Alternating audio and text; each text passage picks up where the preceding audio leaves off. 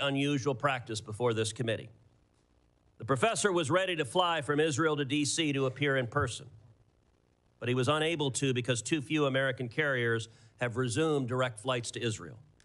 While European airliners are willing to fly to Israel, service to America has been prohibitively long and expensive. Israel is America's closest ally in the Middle East, and U.S. carriers are refusing to fly there. Late last week, Delta Airlines announced it would finally restart direct flights to Tel Aviv in April. And I very much hope that United Airlines and American Airlines will very quickly follow suit and resume direct flights to Israel. Turning back to the topic at hand, I'm grateful to President Trump for raising public awareness about the state of the Panama Canal and the threats to American interests. We cannot afford to let American shippers be extorted. We cannot turn a blind eye if Panama exploits an asset of vital commercial and military importance, and we cannot stay idle while China is on the march in our hemisphere. I expect and hope the testimony today to enlighten on all of those issues. I will now turn to Ranking Member Cantwell for her opening statement. Thank you, Mr. Chairman, and thank you for having this important hearing and the witnesses that are here today and virtually. Access to the Panama Canal is essential. Maintaining America's supply chains, lowering inflation costs on consumers and goods, and ensuring our national security. With about 72% of the goods transiting the canal coming to or from U.S. markets, a stable waterway is vital for states like mine, where 1 in 4 jobs are related directly or indirectly to trade. Seattle-based SSA Marine, operated in the Manzillo International Terminal in Cologne, Panama for the last 30 years, is our largest U.S. logistics presence in Panama, with 19 massive cranes, 3.5 million cargo containers, and employing over 1,000 people. In fact, Washington's maritime economy supports 170,000 jobs and $45 billion in revenue, and our U.S. maritime economy supports over 21 million jobs and almost $3 trillion in America's GDP. So anything that our committee can do to help grow our maritime economy, I'm all for. That is why it's so important that the committee not just focus on Panama, but the broader solutions to meet our U.S. maritime opportunities and challenges. This committee passed the Ocean Shipping Reform Act, led by our colleagues, Senator Klobuchar and Senator Thune, to address shipping costs and stop carriers from practices that delayed U.S. cargo or increased costs. This law also gave the FMC, our 2 commissioners that are here today, the ability to do better investigation. So I look forward to hearing about their investigation on the Panama Canal and these cost issues. And many members of this committee have worked on the infrastructure bill to do dock replacements in places like Alaska, rail improvements, pier infrastructure, safety improvements, container yard expansion, and I know that my colleagues who represent these maritime investments need a maritime workforce and continued investment. Many of our colleagues, Mr. Chairman, have great ideas. Senator Kelly and Young from the Senate, Representatives Garamendi and Kelly from the House, and they've been working with maritime stakeholders on these larger bills. But, Mr. Chairman, if this committee doesn't embrace this larger agenda, it's going to get decided in the Finance Committee. So I hope that we can get some of these issues and show that this committee is the Committee for Maritime Jurisdiction.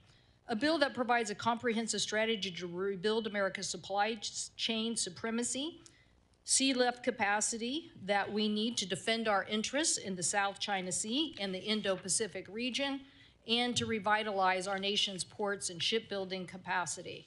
A revitalized U.S. maritime strategy would not only be good for our economy, but critical for national security. At the same time, we face cyber threats from our foreign adversaries, and Panama is a perfect example, which brings us to the hearing today. I am concerned about Chinese-owned ports in Panama and their proximity to the canal. I'm also deeply concerned about the installation of Chinese equipment from Huawei and Chinese companies near the canal. This is why this committee successfully worked to get $3 billion in rip and replace at the end of last Congress. So if we're trying to get them out of U.S. ports and areas, we shouldn't certainly allow them in vessels and back doors in places like Panama. Mr. Chairman, I'd like to ask unanimous consent to enter into the record a letter from the 2 most recent U.S. ambassadors to Panama who make the case for continued U.S. investment in infrastructure and cybersecurity. Without objection. These ambassadors, thank you, Mr. Chairman. These ambassadors know better than anyone that America's adversaries have built backdoors into communication technology, software, supply chains, both software and hardware. So whether it's a crane over the port or a bridge, we cannot tolerate Huawei, TikTok, artificial intelligence, or other adversaries using a government backdoor. Mr. Chairman, I'm a very big fan of the 5 biggest technology interests and basic democracies forming a technology NATO. We should be saying to the world, nobody should be buying technology or equipment that has a government backdoor. These are complex issues, and we need solutions. I will be requesting that the Department of Defense provide a classified briefing to all members of our committee about foreign adversary threats to the Panama Canal, including these adjacent areas. I received an initial classified briefing from the U.S. Southern Command and have spoken to former U.S. Southern Command leader, General Laura Richardson, on these issues. I also plan to go as a delegation or by myself to Panama and visit the Panama Canal Authority. I invite other members to do so, hopefully this spring. Any successful strategy also has to not just focus on cybersecurity and cooperation, and we'll ask some of our witnesses here today, but the larger issue is we need to understand what are the shortfalls of the current agreement that doesn't get at this upgraded technology concern. I would hope that Panama would be very cooperative in discussing these cybersecurity investments and what needs to be made. As we all know, the Panama Canal is, as an authority, independent, and the Chinese government don't start the shipping rates, but the authority has been grappling with historic rainfalls, climate change, and the solution, I believe, is for us to work together, as the Army Corps did before, on solutions in making sure that instability in water is not the cause of increase in rates. We need to work on these solutions. But, Mr. Chairman, I also believe that the larger issue here, as you mentioned in your statement about Belt and Road initiatives by the Chinese and their expansion, needs to be met with an aggressive response by the United States. I firmly believe in trade. But again, easy for me to say, or maybe for Texas, when you're coming from a very trade-dependent state. But the issue is we didn't have an ambassador there for 5 years in Panama. For all my colleagues who hold up ambassadors, you should rethink your strategies when you do this, because holding up ambassadors and not dealing with these issues put us behind the 8 ball. Expanding exports to 95% of the world's consumers and roughly 3.5 billion people, I believe, is a good idea. I hope we can have a more aggressive strategy in Latin America. I think the proposals by Senator Cassidy and Bennett, the Americas Act, is an also like-minded thing of Latin American countries that we could join together in sort of a U.S., Mexico, Canada free trade agreement.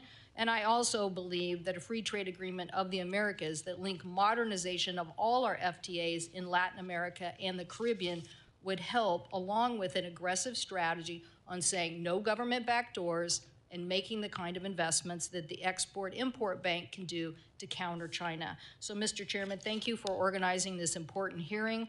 Such investments ensure resilient supply chains, boost exports, lower consumer costs, and most importantly, protect our national security. Thank you, Mr. Chairman. Thank you, Senator Cantwell. Our first witness today is Chairman Luis Sola of the Federal Maritime Commission. He was recently in Panama on a fact-finding mission and can speak to concerning developments that I noted in my opening statement. Chairman Sola, you're recognized for 5 minutes. Thank you, Chairman Cruz, Ranking Member Cantwell, and distinguished members of the committee. Thank you for the opportunity to speak today about the critical importance of the Panama Canal to U.S. trade and global commerce. I bring a unique perspective as someone who's not only served as a maritime regulator, but also lived and worked extensively in Panama. I have transited the Panama Canal over 100 times. This experience provides me with a profound understanding of the canal's significance and challenges it faces. Prolonged drought conditions last year forced operational changes, reducing transit slots, restricting vessel types, and auctioning of slots, raising alarm about its resilience. The Panama Canal is managed by the Panama Canal Authority, ACP, an independent agency of the Panamanian government. The ACP is a model of public infrastructure management, and its independence has been key to ensure a safe and reliable transit of vessels critical to the U.S. and global commerce. During my recent visit to Panama, I had the opportunity to meet with leaders of the ACP to better understand their efforts to address the ongoing challenges facing the canal. I saw firsthand their commitment to maintaining the canal's efficiency and resilience. These conversations also highlighted the broader challenges posed by the Panamanian government's maritime policies, which complicate the ACP's mission and raise concerns about corruption and foreign influence. In contrast, the broader maritime sector in Panama, including the nation's ports, water rights, and the world's largest ship registry, falls under the direct purview of the Panamanian government. Unfortunately, this sector has faced persistent challenges, including corruption scandals and foreign influence, particularly from Brazil and China. These issues create friction with the ACP, especially as it works to address long-term challenges, such as securing adequate water supplies for the canal. Although the ACP operates independently under U.S. law, both the ACP and the government of Panama's maritime sector are considered one and the same. This means that any challenges in Panama's maritime sector, including corruption, lack of transparency, or foreign influence, can have a direct or indirect impact on the operations and long-term stability of the canal. This legal perspective highlights the need for vigilance in monitoring both the ACP's management and Panama government's policies affecting maritime operations. Since 2015, Chinese companies have increased their presence and influence throughout Panama. Panama became a member of the Belt and Roads Initiative and ended its diplomatic relations with Taiwan. Chinese companies have been able to pursue billions of dollars in development contracts in Panama, many of which were projects directly on or adjacent to the Panama Canal. Many were no-bid contracts, labor laws were waived, and the Panamanian people are still waiting to see how they've been benefited. It is all more concerning that many of these companies are state-owned, and in some cases, even designated as linked to the People's Liberation Army. We must address the significant growing presence and influence of China throughout the Americas and in Panama specifically. American companies should play a leading role in enhancing the canal's infrastructure. By supporting U.S. firms, we reduce reliance on Chinese contractors and promote fair competition. Additionally, confirming a U.S. ambassador in Panama is critical to advancing our national and economic interests. The FMC will continue to monitor the canal's pricing practices and consider broad reviews of Panama's maritime sector. Yes, FMC has the authority to impose significant remedies, including fines and restrictions on Panamanian-flagged vessels entering U.S. ports. In closing, the Panama Canal is vital to our economy, with over 75% of its traffic bound for our ports. Safeguarding the ACP's independence and addressing the challenges posed by the broader government are essential to maintaining U.S. competitiveness in the global economy. I look forward to your questions. Thank you, Chairman. Our next witness is Commissioner Daniel Maay of the Federal Maritime Commission. He was also in Panama with Chairman Sola. Mr. Maay, I look forward to your opening statement. Thank you very much, Chairman Cruz and Ranking Member Cantwell and members of the committee. I do want to say that in addition to Chairman Sola and myself, Commissioner Max Vekich is also here from the Federal Maritime Commission, which I just think underscores the importance of this issue to us. More than 110 years after its opening, the Panama Canal does remain absolutely vital to maintaining resilient supply chains for both American importers and exporters. Because the canal is essentially a waterway bridge over mountainous terrain above sea level, it does depend on large supplies of fresh water to maintain the full operations. Panama has among the world's largest annual rainfalls. Nonetheless, insufficient freshwater levels have occurred before in the canal's history, such as in the 1930s when the Madden Dam and Lake Alajuela were built to address water shortages. Since that time, the canal has undertaken several projects to accommodate larger, more modern ships. In the last couple of years, a trend of worsening droughts in the region once again has forced limits to the operations of the canal. Starting in June of 2023, the Panama Canal Authority employed draft restrictions and reduced the number of ships allowed to transit the canal per day. Now, the Panama Canal limitations, in combination with the de facto closure of the Suez Canal to container traffic has had serious consequences for ocean commerce, increasing rates, fees, and transit times. In the first half of 2024, U.S. importers and exporters expressed Panama Canal-related concerns to the FMC, including doubts about the future reliability of the canal and questions about how the Panama Canal Authority was determining which ships could transit the canal and how long they would have to wait. The FMC has statutory authority under the laws concerning foreign shipping practices to investigate and potentially take appropriate counteraction if it finds that a foreign country, through its laws or regulations, has contributed to, quote, conditions unfavorable to shipping in the foreign trade, unquote. Given this statutory mandate and consistent with FMC's mission, I and then Commissioner Luisola started to look deeper into the causes of the issues facing the canal. The first step was to meet with Panamanian officials and other stakeholders, as the chairman has pointed out, about the conditions adversely affecting the canal's operations, about what was being done to address these concerns, and about whether any aspect of the canal's operations might result in conditions unfavorable to U.S. shipping that should be addressed under the Commission's authority. So we traveled to Panama, actually it was in July of 2024, and we met with then recently elected President Jose Molino and officials in his administration. We also met with the Panama Canal Authority, as well as private sector stakeholders.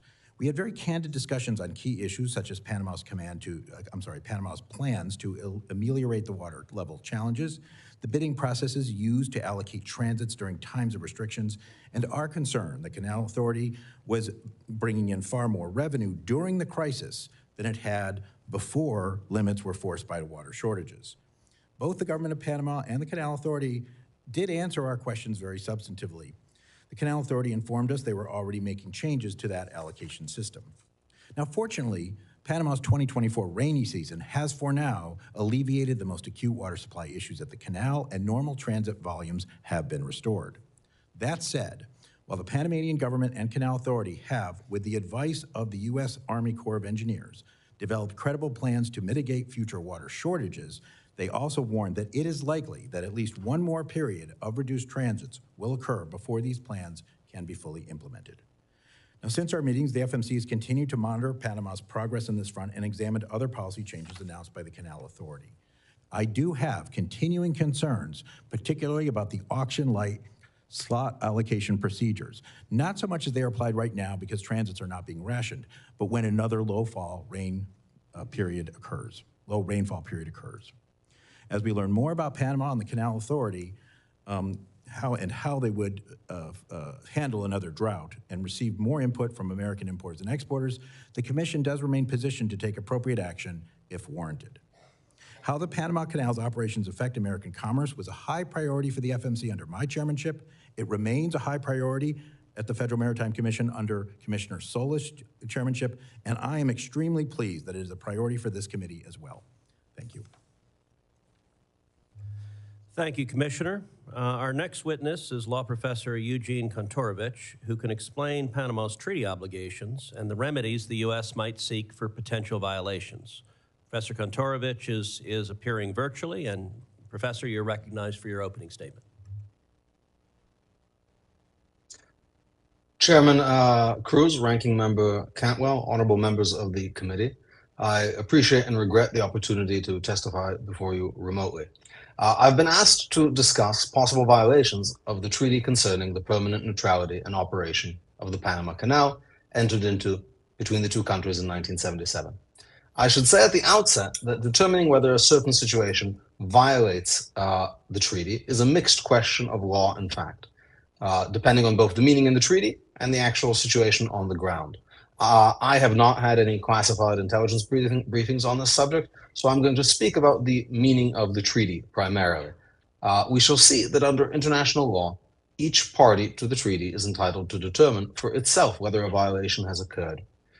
Now, in exchange for the United States ceding control of the canal, which it built and maintained, Panama agreed to a special regime of neutrality. The essential features of this regime of neutrality is that the canal must be open to all nations for transit, that's Article 2, equitable tolls and fees, Article 3, an exclusive Panamanian operation, Article 5, the prohibition of any foreign military presence, Article 5. Article 5 provides that only Panama shall operate the canal. Testifying about the meaning of the treaty at the Senate ratification hearings, the Carter administration emphasized that this prohibits foreign operation of the canal as well as the garrisoning of foreign troops. Now, Article 5 appears to be primarily concerned about control by foreign sovereigns. If Panama signed a treaty with the People's Republic of China, whereby the latter would operate the canal on Panama's behalf, this would be a clear violation. But what if Panama contracted for port operations with a Chinese state firm, or even a private firm influenced or controlled in part by the Chinese government?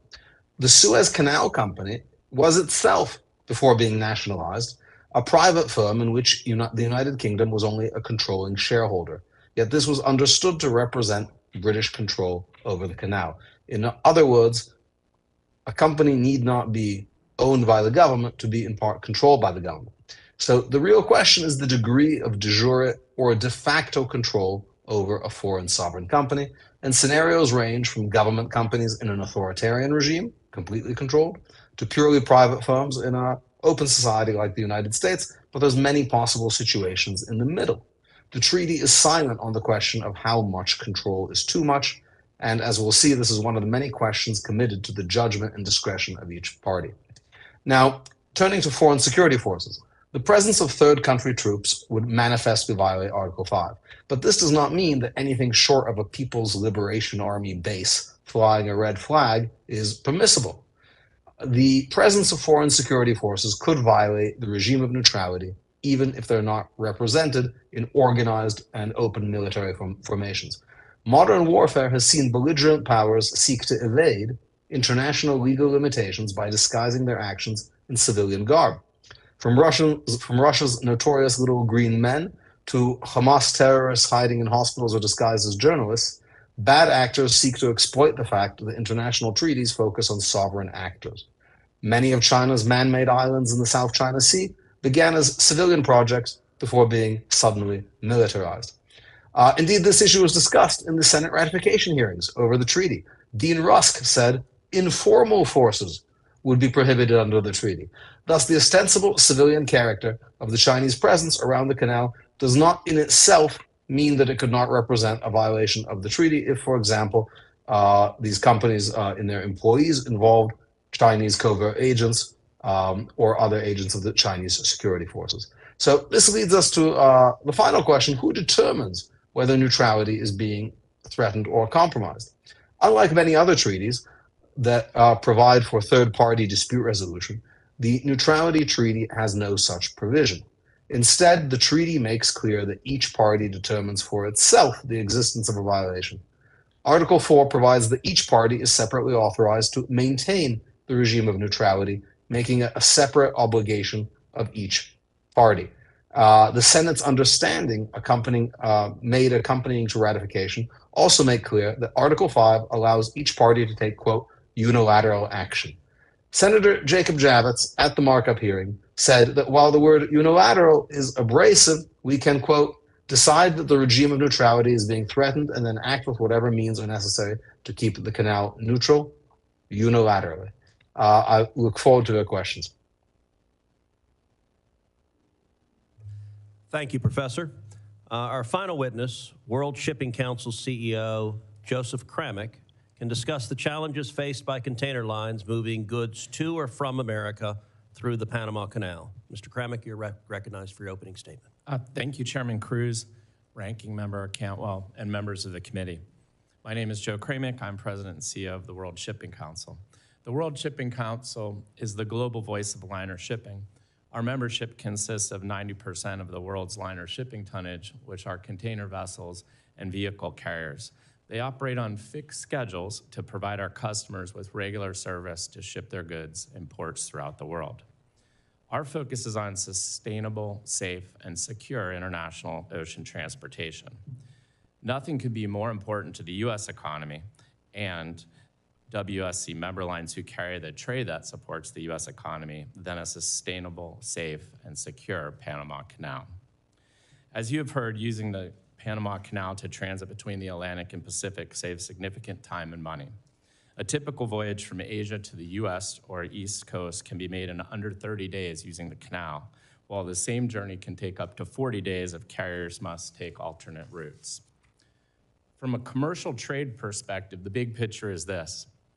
One of the world's busiest trade lanes is the Trans-Pacific. The Trans-Pacific is cargo coming from and going to Asia via the United States. Focusing in a bit, cargo coming from Asia and bound for US Gulf and East Coast ports always transits the Panama Canal.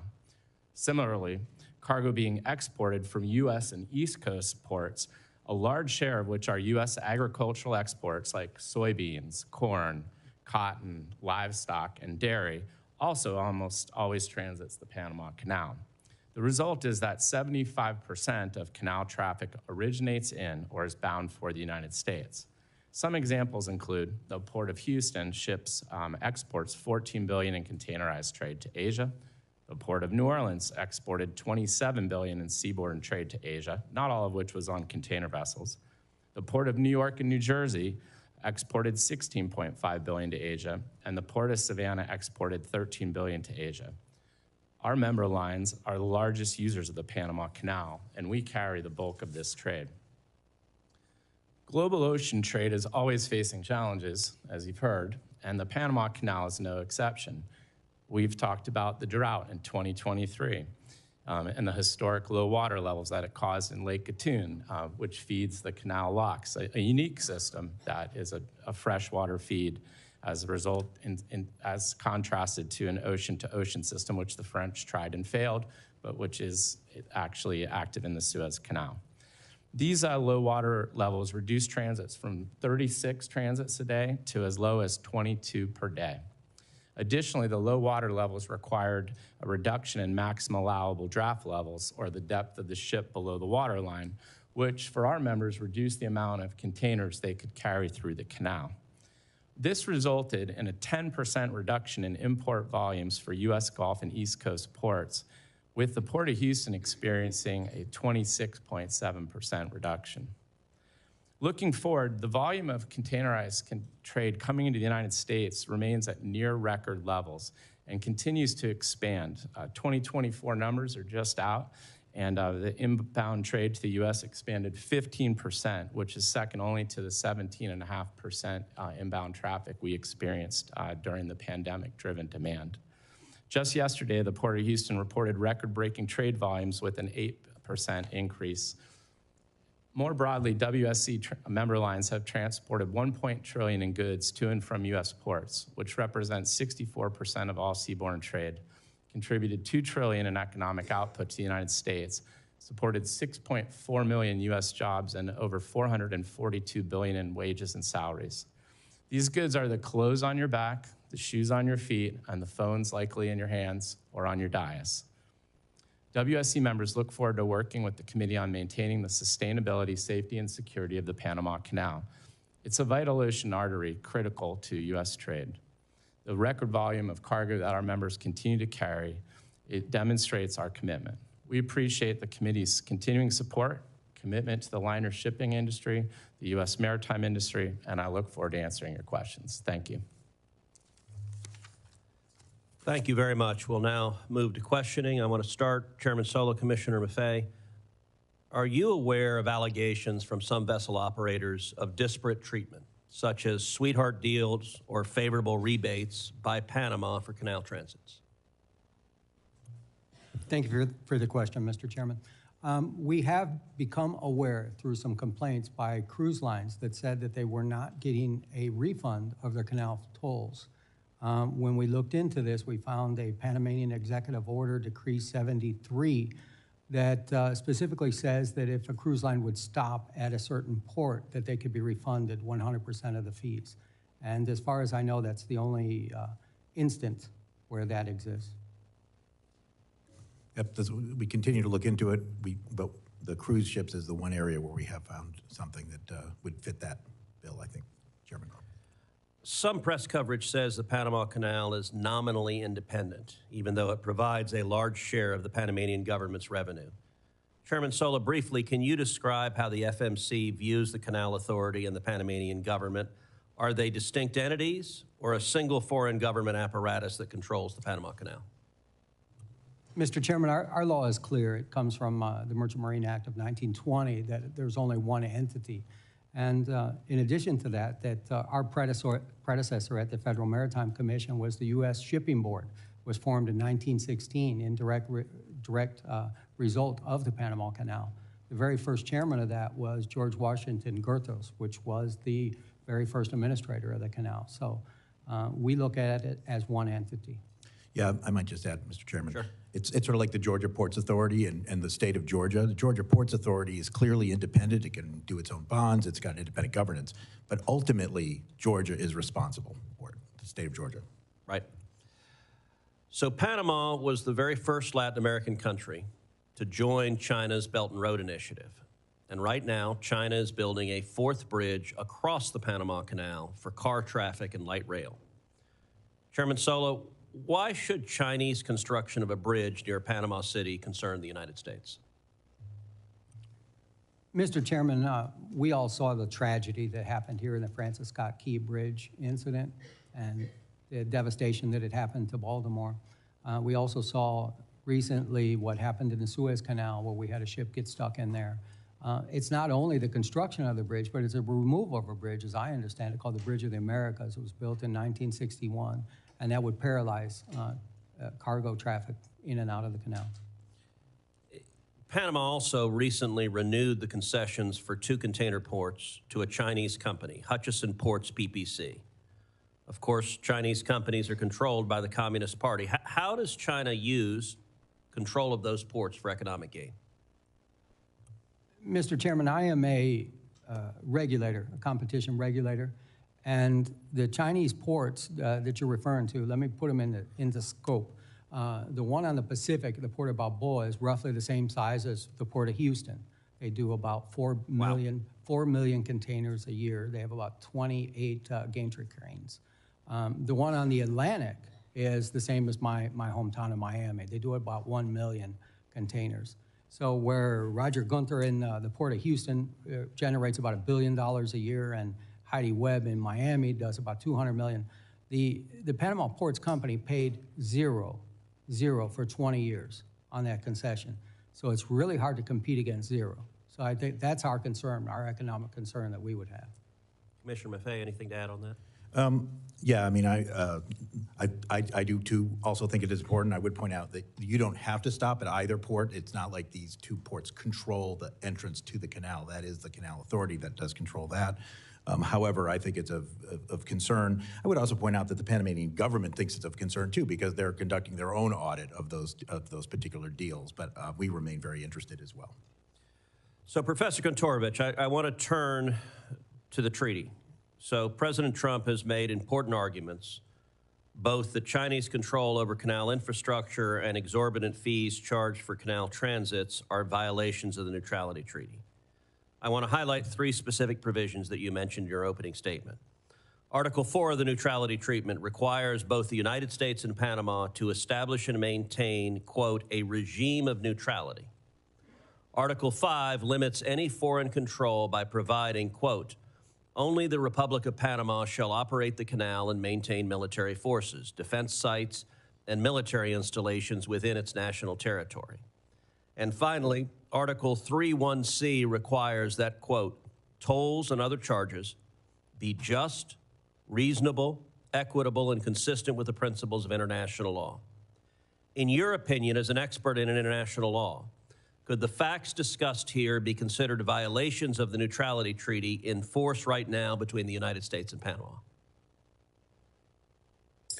So I think, Senator, I think potentially they could, but it's impossible to say definitively without knowing more, in particular about the degree of Chinese control and involvement in these companies. I think it's important to note that these port operation companies that operate the ports on both sides, when they received their first contract, it was just a few months before Hong Kong was handed over to China. In other words, they received them as British companies, sort of very oddly, just a few months before the handover.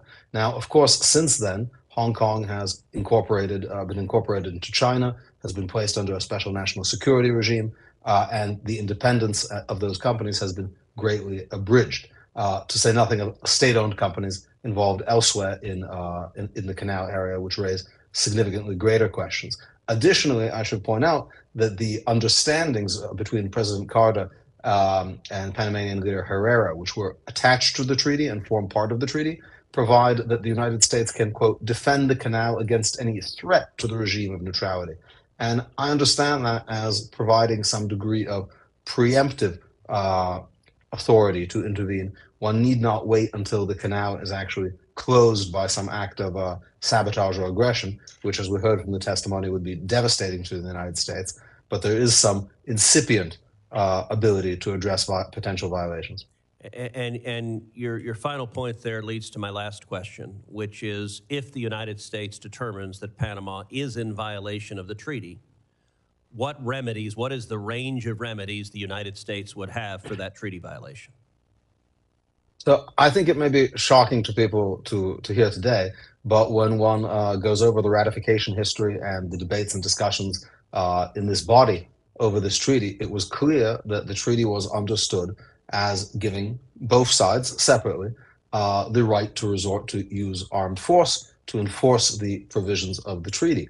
And it's not so surprising when one understands that the United States made an extraordinary concession to Panama by transferring this canal, which the United States built at great expense and maintained and operated, to Panama gratis. And in exchange, it received a kind of limitation, a permanent limitation on Panamanian sovereignty, that Panama agreed that the United States could enforce this regime of neutrality by force. Now, of course, armed force should never be the first recourse for any kind of international dispute and should not be arrived at sort of rashly or before negotiations and other kinds of good offices are exhausted. But it's quite clear that the treaty contemplates that as a remedy for violations. Thank you very much. Ranking Member Cantwell. Thank you, Mr. Chairman. Mr. Kramek, I think costs are critical. When you think about it, we're here discussing costs. Why? Because consumers pay more when shipping costs are higher, whether our farmers who are trying to export their products, as we saw during COVID, are literally our products getting left on the docks, and importers are paying more if shipping costs are too high. So when we look at these incidents that we now see in our supply chain, and we had our own incident in Seattle where a container ship lost power and was careening towards our big Ferris wheel in the downtown, right next to our ferry terminal. Luckily, some passenger ferry vessels were able to push the tug from, out of the direct path of severe devastation. So now we mentioned Suez Canal, we mentioned Baltimore, we have our own Seattle experience. What do we need to do to make sure on the cost side that we aren't, that we're making the right investments from a security level to make sure that these kinds of incidents that can do great harm do not happen? And Commissioner Sola, since you were at U.S. Southern Command, what do you think we need to do to renegotiate or to have a conversation with the Panamanians about the security level that we think needs to exist in Panama with this close proximity? And Mr. Maffei, this audit, will the audit lead to a discussion with Panama about those contracts? As I've said in my opening statement, I believe we should be very aggressive about U.S. involvement here and in Latin America. I think Panama represents one of the biggest U.S. supporters in that region, but we should engage to get this right, both on the cost side and on the security side. So if I could just hear your comments on each of those. Thank you, Senator Cantwell. Well, certainly even one incident is unacceptable from a safety perspective that you're citing. Our members work tremendously hard with the International Maritime Organization, the U.S. Coast Guard, and other entities to try to have the safest operations possible. But accidents do occur. They are rare if you count the number of some 7,000 port visits a year. But again, one is unacceptable. So continued investment, obviously, in U.S. infrastructure and a review. I mean, we have a lot of old infrastructure, as the tragic incident in Baltimore illustrated, unfortunately. We have these bridges that need a hard look to whether or not they need additional fendering systems and the like. And investments in our ports and infrastructure can be helpful along those lines as well. And for our members, I can assure you that they continue to invest in the latest technology. We have over 600 new ships on order with some of the latest technology in the world. So we're playing our role. And I want the U.S. to get a big portion of that. That's why we need Yes, to ma'am. reinvigorate. Commissioner Sola, what about just a new U.S. Southern Command, U.S. government conversation with the canal authorities and the government about the security level that we seek? Thank you very much, Senator. First of all, the airborne wing that I'm wearing today is decorative. I have not worn a uniform in 35 years, so this is my personal experience here. I believe that the security of the canal has always been understood to be provided by the United States. Panama does not have a military. And I always believe that there's been a close relationship with Southern Command that we would provide that. And it would be nice to see if we had a formalization of that in one way or another, because I don't believe that it's in the treaty at all.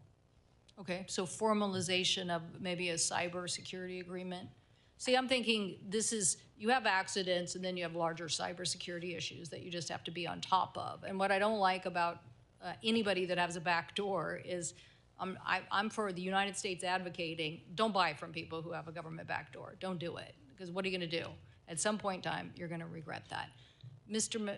Commissioner Maffei, what about this audit, and could we push Panama on these issues of looking at closer U.S. infrastructure instead, particularly since the sea change here is like what everybody said. Like, everybody thought this was Hong Kong, then it turned into China. We didn't have an ambassador after that. Next thing you know, they've made more aggressive postures. They're making aggressive postures everywhere. That's why the United States saying no government backdoors in technology and getting 5 other technology nations and democracies to say the same thing and evangelize that every day is going to help us. Yeah. And so is the investment. But what about getting the stevedoring business or some of that back into proximity under the audit? Well, it is the Panama Comptroller's Office, and they are investigating, contracts at Panamanian ports. And we don't have any jurisdiction over Panamanian ports per se. But your broader point, I think, is very, very important. While we were down there, both of us heard, I think, several times that the Panamanians would, the ones we talked to anyway, would welcome U.S. companies coming in and doing a lot of this work. Frankly, their bids are not competitive with the Chinese bids. Frankly, they're not that existent because U.S. companies can make more money doing things other places.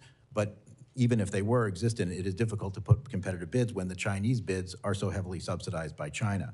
So you're absolutely right. This is a problem, and it's a problem in many, many other areas of the world that we can get into if you want in subsequent questions. That's the concern. My time has expired, but I think my major point is let's be a big maritime powerhouse. Let's revitalize our supply chains, drive down costs for consumers, and secure what we need to secure. Thank you, Mr. Chairman. Thank you, Senator Cantwell. And very quickly, Commissioner Maffei, you talked about the Chinese bids were heavily subsidized by the Chinese government. What would China's incentive be to heavily subsidize those bids to undercut American companies and other companies? Yeah, it's not a real short answer, but Senator, China's made no secret of its ambitious policies to gain influence at ports throughout the globe. It's invested in 129 ports in dozens of countries. It runs a majority of 17 ports. That does not include this Hong Kong company, right? So that's just direct Chinese-owned ports. So it has been a part of their Belt and Road strategy, whatever you want to call it, the Maritime Silk Road for decades. So they believe that this influence, this investment in owning maritime ports is important to their economy. Senator Fisher. It's important to ours too. Thank you, Mr. Chairman. I'd like to follow up on the ports and where we are on that. In 2021, Hutchinson was awarded those 2 ports, Port Balboa and Port Cristobal, in a no-bid award process. Can you tell me, does the United States have any authority or recourse with the Panama Canal Authority under our current agreement with Panama to rebid those terminal concession contracts? And perhaps, Mr. Korovich, that's more in your purview? Senator, Yeah, so, Senator Please. Fisher, both of those ports were redone for 25 years until 2047, if I believe, and they have to pay $7 million is what the ongoing rate is for the Port of Houston and the Port of Miami size concessions. And it can't be rebid until after that date? Well, I believe that's what the comptroller's office is auditing, both of those ports and that contract. And that was done under the previous Panamanian administration. A new administration came in and they called for an audit of that contract immediately. Mr. McVeigh, but Yeah, you I should say were talking about how to perhaps incentivize companies from the United States to be able to participate in a bid process that doesn't seem to be reasonable. And how do you think that the Panamanians would welcome viable alternatives? Are we in that position yet? Senator, let me first say that this is outside the scope of what the Federal Maritime Commission does, but having gone there, having looked at this issue very carefully, I think it is very important. It was mentioned actually, Senator Cantwell just mentioned Ex-Im Bank program, so it's not like this doesn't happen, but it certainly has not been a huge priority of the United States to try to, if you will, match these bids, to create programs widely available to U.S. firms in order to put together more competitive bids in these countries where some of their domestic laws, I'm not sure about Panama, but some of their domestic laws actually require that you go to the lowest bidder sometimes, just as ours do. So, yeah, I think if you're looking for places to do U.S. policy to counter this, I think you definitely want to look at whether the United States should be, for strategic and economic reasons, investing in infrastructure in important maritime locations all over the world. China certainly has done that, and they've been doing it for 20 years, and it is a cow that has long left the barn. You mentioned investing in infrastructure. I was at the Panama Canal in 2023, and I learned at that time about the loss of fresh water with each ship movement through the canal. You talked about the drought, sir, in your opening comments. Fresh water is vital to the workings with the canal. How effective do you think investments in increasing that freshwater storage are? Are they happening? Are they viable? You touched on it briefly in your opening comments, but how do we see those investments happening so that we can have operational stability? Yeah, it's a good question, a bit out of my purview, but I will say that there's several investments. There is water reclamation, pumping water up, et cetera.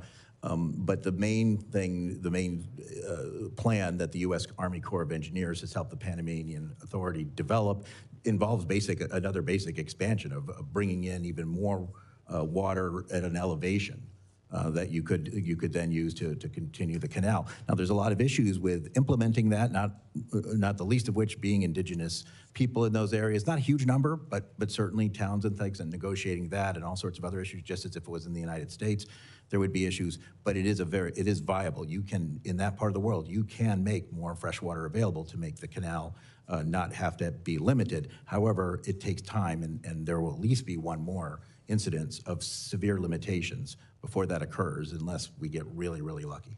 And there could be more than that. Thank you. Thank you, Mr. Chair. Thank you. Senator Blunt Rochester. Thank you, Chairman Cruz and Ranking Member Cantwell. At the heart of this hearing is a fundamental question about how the U.S. will compete on the world stage and maintain our national security. These are the questions that will define the future of this country. For American families to see lower prices and better economic opportunities, we have to meet this moment honestly and seriously. And I'm proud to have joined Senators Cantwell and Blackburn to reintroduce the bipartisan Promoting Resilient Supply Chains Act, legislation that I led and authored in the House.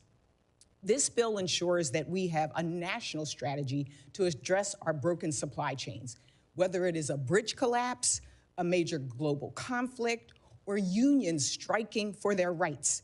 Interruptions and disruptions to our supply chains severely impact our economy. Our bipartisan legislation tackles this issue by elevating supply chains like the disruptions at the Panama Canal to be proactive and strategic. It helps us understand how we strengthen our ties with our friends and allies instead of pushing them into the arms of our competitors. I agree with Ranking Member Cantwell that we should have a hearing on how we compete with countries like China.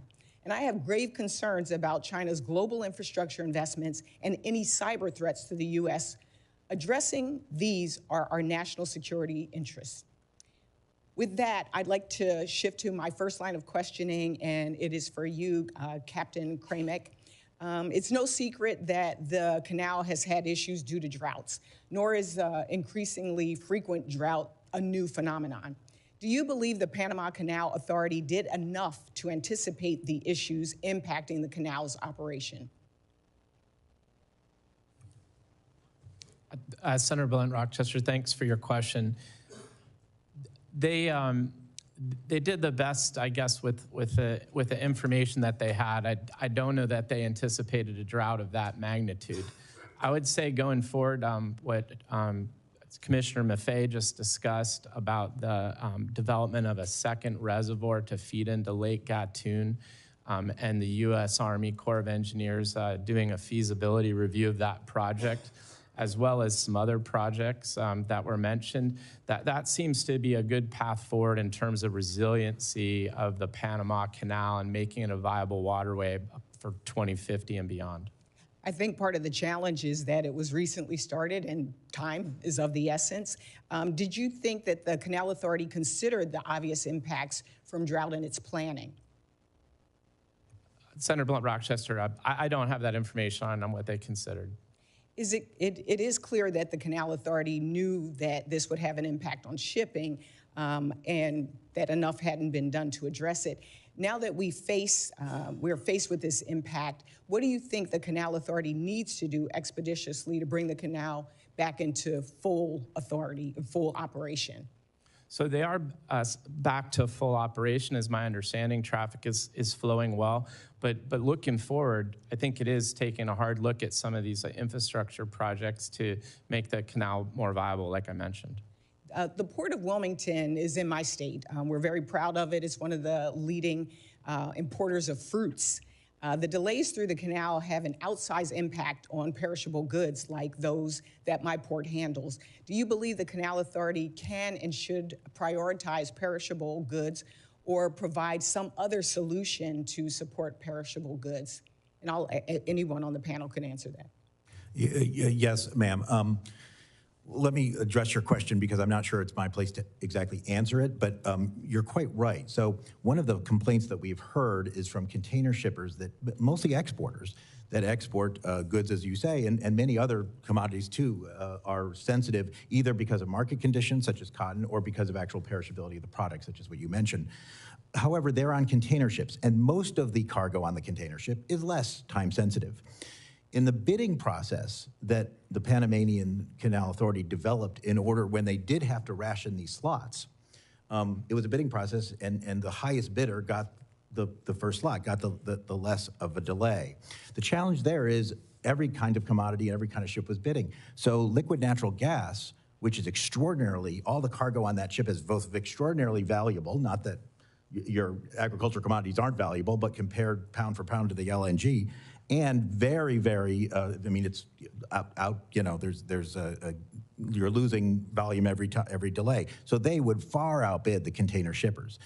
Now, whether or not there's something that can be done specifically to help these container, I'm not sure, we've been looking into that, but it does remain a large concern, is how do we figure out a way for these agricultural shippers who are, not the main players on these ships, but important part of it, particularly for the United States. So you bring up a great question. I wish I had a better answer, but Thank you for your answer. I'll be submitting some questions for the record because I know my time has run out, and I really want to understand also what we can do as the United States in terms of us being able to bid and be competitive in these bids. What can we do better? So I'll be submitting questions for the record. Thank you, Mr. Chairman, and I yield back. Thank you. Senator Sullivan.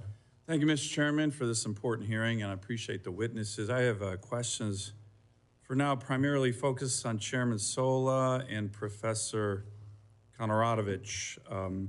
So let's just, the setting in which you testified, 2 Chinese companies operate the 2 huge ports on both ends of the Panama Canal, and the concession for these ports were extended in 2021 for a 25-year period without any bidding. Is that correct? Okay, so it was clearly a sweetheart deal, correct? According to the press releases, the company paid back taxes of $150 million. And the Panama Deputy Attorney General has now objected to that. That's my understanding. Is that correct? The comptroller of the country has asked for an audit of. But someone objected to it when it was going on. A lot of people objected to it. So Chinese Communist Party officials are known to bribe other officials in countries all around the world. We know that. They do it all the time. No offense to Panama, but they don't have the greatest reputation of having officials who aren't on the take. So is there any evidence that the Chinese bribed people for this great concession? And if so, Professor, would that be a violation of the treaty? Let's assume we find evidence that Chinese Communist Party officials bribed Panama officials for this sweetheart deal. Would that be and I think it's probably likely because the Chinese do this everywhere. Would that be a violation of this treaty? So in itself, that would not be a violation. What would be a violation is actual threats to the operation of the canal. Okay. However, to the extent that the Chinese government was involved in procuring these contracts, it provides sort of additional support for the notion that these companies are serving some kind of governmental interest. So it wouldn't be a violation itself, but it would be circumstantial evidence to support it. Let me get to the issue of threats. Let's assume the PRC, the PLA, invaded Taiwan or invaded the Philippines, or went to war somewhere in the South China Sea. And we were surging our Navy to the Indo-Pacific through the Panama Canal.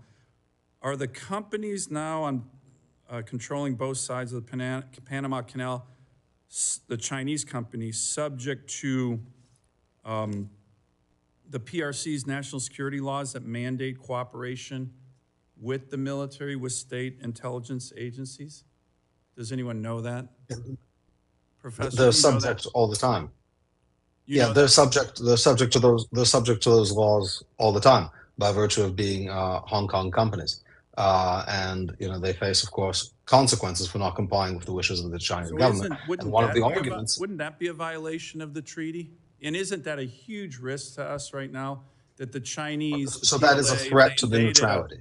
They invaded Taiwan, invaded the Philippines. They could go to these 2 companies saying, "Hey, shut it down, make it hard, sink a ship in the canal." And wouldn't they be obligated to do that under Chinese law if they were ordered to by the PLA or the CCP? I don't know if they'd be obligated, but certainly the People's Republic of China would have many tools of leverage and pressure on these companies.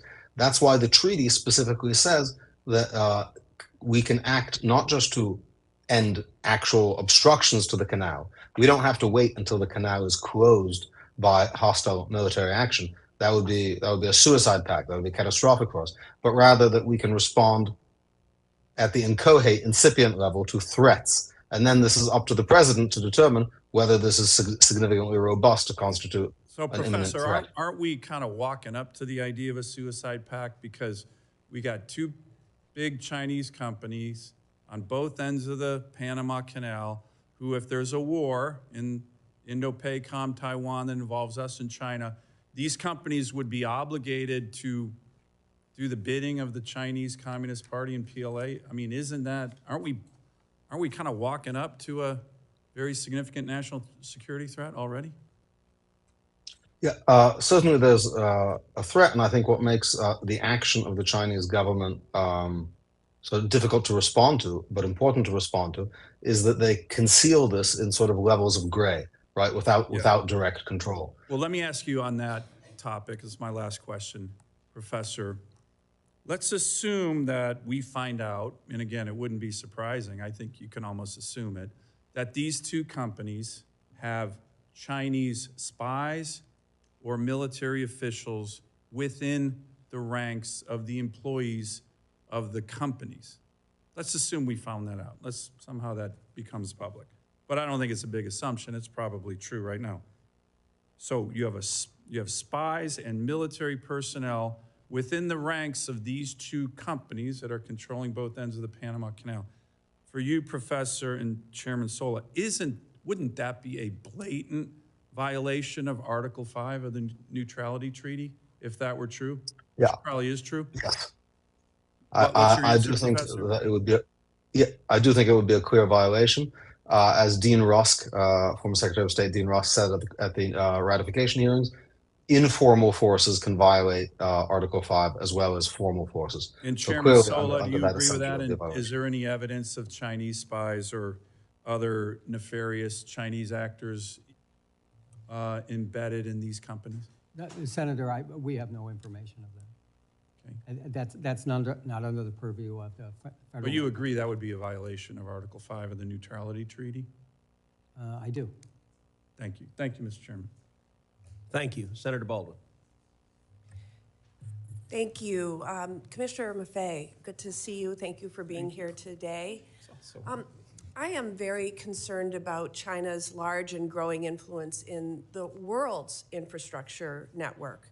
A company from Hong Kong operates 2 ports in the Panama Canal, one on each end. And while the company is not Chinese state-owned, it is subject to China's national intelligence law, as we've been discussing. Moreover, a Chinese state-owned entity is currently building a bridge over the Panama Canal. But the Panama Canal is just one example of how far China's influence stretches. Their dominance in maritime, logistics, and shipbuilding sectors lessens competition, creates supply chain risks, and creates opportunities for surveillance and information gathering. In order to facilitate the movement of goods throughout the world, it's essential to have a secure and level playing field, which we currently don't. Chinese current practices do not allow for that. The United States Trade Representative recently investigated China's practices in the commercial shipbuilding sector under Section 301, and recently concluded that their dominance is a burden to United States commerce. A few decades back, we were the dominant country in commercial shipbuilding. In 2023, we built 5 commercial ships, and China built over 1,700, according to that investigation. So what policies would you recommend to prioritize growth of the United States' influence in the maritime and logistics sector to compete with China and level the playing field? Answer in less than a minute. Yeah. Senator Baldwin, it's very good to see you again, and we were colleagues for 1 term in the House, and I appreciate that. I think the best I can answer in a short term is to amen to everything you said. And as an illustration, Senator Sullivan was talking about Hutchison Ports. That's actually the same company that runs terminals on both ends of the canal. I am concerned about that. However, if we want to be concerned about that, all of us should lose a lot more sleep than we're losing. Because if there's spies there, then there might be spies at other Hutchison ports. And there are other Hutchison ports in almost every part of the world. They own the largest container port in the United Kingdom, Felixstowe, which is responsible for nearly half of Britain's container trade. They control major maritime terminals in Argentina, Australia, the Bahamas, Germany, Indonesia, Mexico, Myanmar, the Netherlands, South Korea, and Tanzania. If owning and managing adjacent ports means that China somehow has operational control or strategic control over the Panama Canal, they also have it over the Suez, the Singapore Straits, the Mediterranean Sea, and the English Channel. That's just one aspect of what you were talking about. That doesn't include the shipbuilding, heavily subsidized, such that now I believe over half of new ships that are in the companies that belong to the World Shipping Council are coming from China, not because these are bad companies, but because they're undercutting other things. It's a problem that has been going on for 20 years, which makes it very difficult to answer your question. It is a long answer. This is not a problem that occurred last week. This is not something that President Trump identified. This was going on all of President Biden's term, but all of President Trump's first term. It has been going on for decades and decades through both U.S. Republicans and Democrats as president. The only thing I can say is I echo what Ranking Member Cantwell said, and I think others of both parties have echoed it, that we need some sort of overall maritime strategy. We have to acknowledge that this is part of our national security, that economic resilience is extraordinarily important, and I believe this is the greatest country in the world. I think if we start countering some of these efforts, we can do it, but it has to become a national priority. And part of the challenge is we're talking about outside the borders of our U.S. Investing outside the borders of our U.S. does not make a very good campaign ad, but it may be necessary to secure, particularly with such an aggressive and, frankly, on this, open strategy that China has had. Thank you for that answer. I know my time is now short. I will allow Professor Korovich to answer this for the record. But Professor, I'd like to ask for your help in finding productive actions we can take to overcome some of the challenges that are being discussed today. I'm confident that we can find bipartisan solutions to pursue. It is my view that we should strengthen our relationship with Panama through mutually beneficial actions. For one, we should have a fully staffed embassy. The United States went without an ambassador to Panama from 2018 to 2022, largely due to partisan gridlock in the Senate confirmation process. So what additional strategies would you suggest the U.S. pursue to encourage Panama to enhance its security relationship with us, the United States of America, rather than China? And how can we leverage the strength of the American private sector to encourage more investment in the important infrastructure projects where China currently has a strong presence, in fact, dominance? Thank you. So my understanding of the Chinese advantage is that to the extent that they're willing to use their government wealth to consistently underbid contracts, they have an advantage that can't be beat. And thus leaving these kind of issues to contracting is going to put American companies perpetually at a disadvantage. I think one potential action would be to make clear to Panama that based on these changes that have occurred over the years, increasing Chinese control over Hong Kong, the passage of the National Security Law, the Belt and Road Initiative, the military-civilian integration doctrine of China, that contracts with Chinese-based companies are considered suspect and incompatible with the neutrality regime of the treaty. That would at least give American companies and other truly private companies a fighting chance.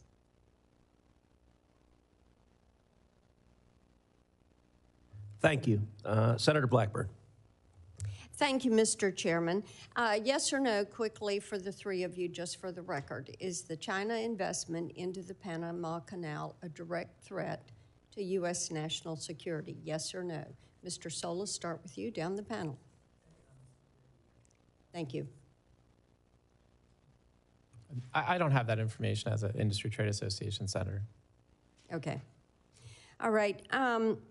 And we've talked some about the neutrality treaty, which I think is of concern to all of us. And as I have looked at this, and I appreciated Senator Sullivan's questioning on this, we look at how President Trump is going to push forward with getting this issue addressed. And we have heard a good bit about this from our shippers that are looking at what happens coming out of the port of Memphis. And I think that the government of Colombia learned a lesson last week that we are not going to go soft on some of these issues. And when you look at the fact that the U.S. is a primary user, it is the primary user of the Panama Canal. And we are also Panama's largest provider of direct foreign investment. I think those two things should be significant. Our foreign investment into Panama is $3.8 billion annually. This is why people are looking at this issue. So, Professor, let me come to you on this, and we thank you for joining us remotely. Shouldn't our investment in Panama be contingent on their adherence to that neutrality committee, ensuring that Panama and Panama alone would control that canal? So certainly that is an action we can take to enforce the treaty and to enforce our understanding of the treaty. That's an action we can take even without the treaty.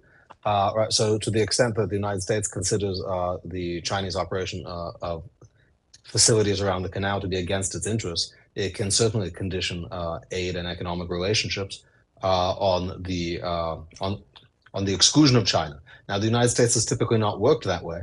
And that may be one of the reasons why, as we heard in the testimony, China has basically made inroads everywhere. But for that, we don't even need the treaty. Certainly, if we consider the treaty to be violated, measures like that, far short of the armed force authorized by the treaty, would be reasonable and Professor, productive let me places to start. interrupt you there because I do want to move on. I think that as you look at how China has used the Belt and Road Initiative, and we've talked some about that this morning, we know that they have pushed the digital yuan.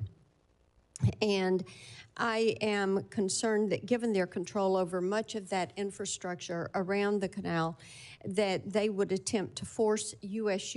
shippers or our allies to bypass the dollar and use the digital yuan as they are in other countries where they're practicing debt diplomacy and where they're expanding the Belt and Road Initiative. So Chairman Sola, could you speak for a moment about the potential for fee manipulation with the CCP? Because as I mentioned, we are hearing a good bit about that. We are hearing that the toll structure disadvantages U.S. companies, that the Canal Authority has begun charging millions of dollars to skip the queue.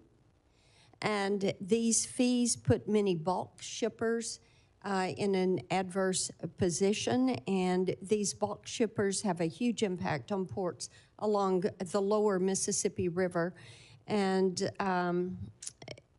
you know, these exorbitant fees are there unless you're going to face delays at the canal. And then the impact of hearing these Chinese companies would preference the yuan as opposed to the dollar. Thank you, Senator. The fees that I think we are looking at, or we have been looked at, the reason that we went there was because of the auctioning of the slots. And so what Panama did is they had a smaller percentage, maybe 20% allocation, and then they moved it up to 30% and 40% because it became a moneymaker for them. So as they reduced— Okay, and let me interject here. The auctioning of the slots gives these the right to skip the queue. Yes, ma'am. Okay, so just for the record there, continue. So the auctioning of the slot, under maritime law, it's first come, first served, but Panama's always put a certain percentage aside. And they started to put more and more. So we got a lot of complaints. We got a lot of complaints from LNG carriers that paid $4 million to go through. And we got a lot of complaints from agriculture that didn't have the money to pay to go through because their goods were gonna go down. So if you look at the financial statements, I'm a nerd, I look at financial statements of everybody. But the canal increased the amount of revenue that they had from about $500 million to $1.8 billion in the last 3 years, just because of those fees. So this is what is very concerned to us and for the American shippers. And have you seen a tendency to preference the digital yuan over the dollar? I've heard of the digital yuan, and I've also heard of it used in international shipping as a currency. It is something that I would say that we have an eye on because we have a digital shipping exchange rule coming up, but we will keep monitoring it. Okay, thank you, Mr. Chairman. Thank you. Senator Klobuchar. Thank you very much, Mr. Chairman. And I can't help but think as we debate this issue of the Panama Canal, while it is important, if you want to look at what's happening right now, as in the middle of the night last night when an executive order was issued by, well, not an executive order, just a memo by the acting budget director, which put a pause on all federal funding for not only NIH research of cancer trials and not only Head Start, and people are in a panic and calling our offices. It's also a severe problem for trade and America's innovation. Freezing all federal funding already granted to improve port and freight infrastructure through the Port Infrastructure Program seems to me a major problem we should be addressing if we're talking about America's shipping interests. But I will go to the topic at hand. The Panama Canal is a critical trade corridor that allows for American farmers, other businesses to reach international customers. I care a lot about this shipping issue. As many of you know, Senator Thune and I joined forces 2 years ago to pass a very important bill that took on the international shippers in terms of giving more power to the Maritime Commission in taking on the rates they were charging businesses and farmers and manufacturers in America. And it actually immediately had an impact because they knew what was coming their way and continues to. I'll get to that in a minute. But I do want to raise with you, Commissioner Maffei, do you know of any instances where the United States has been singled out or treated unfairly under the neutrality treaty in the operation of the canal? I do not. I would add that one of the reasons why saying the U.S. is disproportionately affected by raises in canal fees and other kinds of fees at the canal is because the United States disproportionately utilizes the canal. Right, and that's something that would affect the total number of fees, and we know it is a critical trade corridor, and want to continue to use that corridor and be treated in a fair way. But I do think one of the things that hasn't been brought out as we look at the periods of congestion or reduced capacity at the canal, which we know have occurred, like we saw with last year's drought, can delay shipments, increase transportation costs, potentially leading to higher consumer prices. Commissioner, what steps can be taken to minimize disruptions and prevent cascading costs for consumers during periods of operational strain?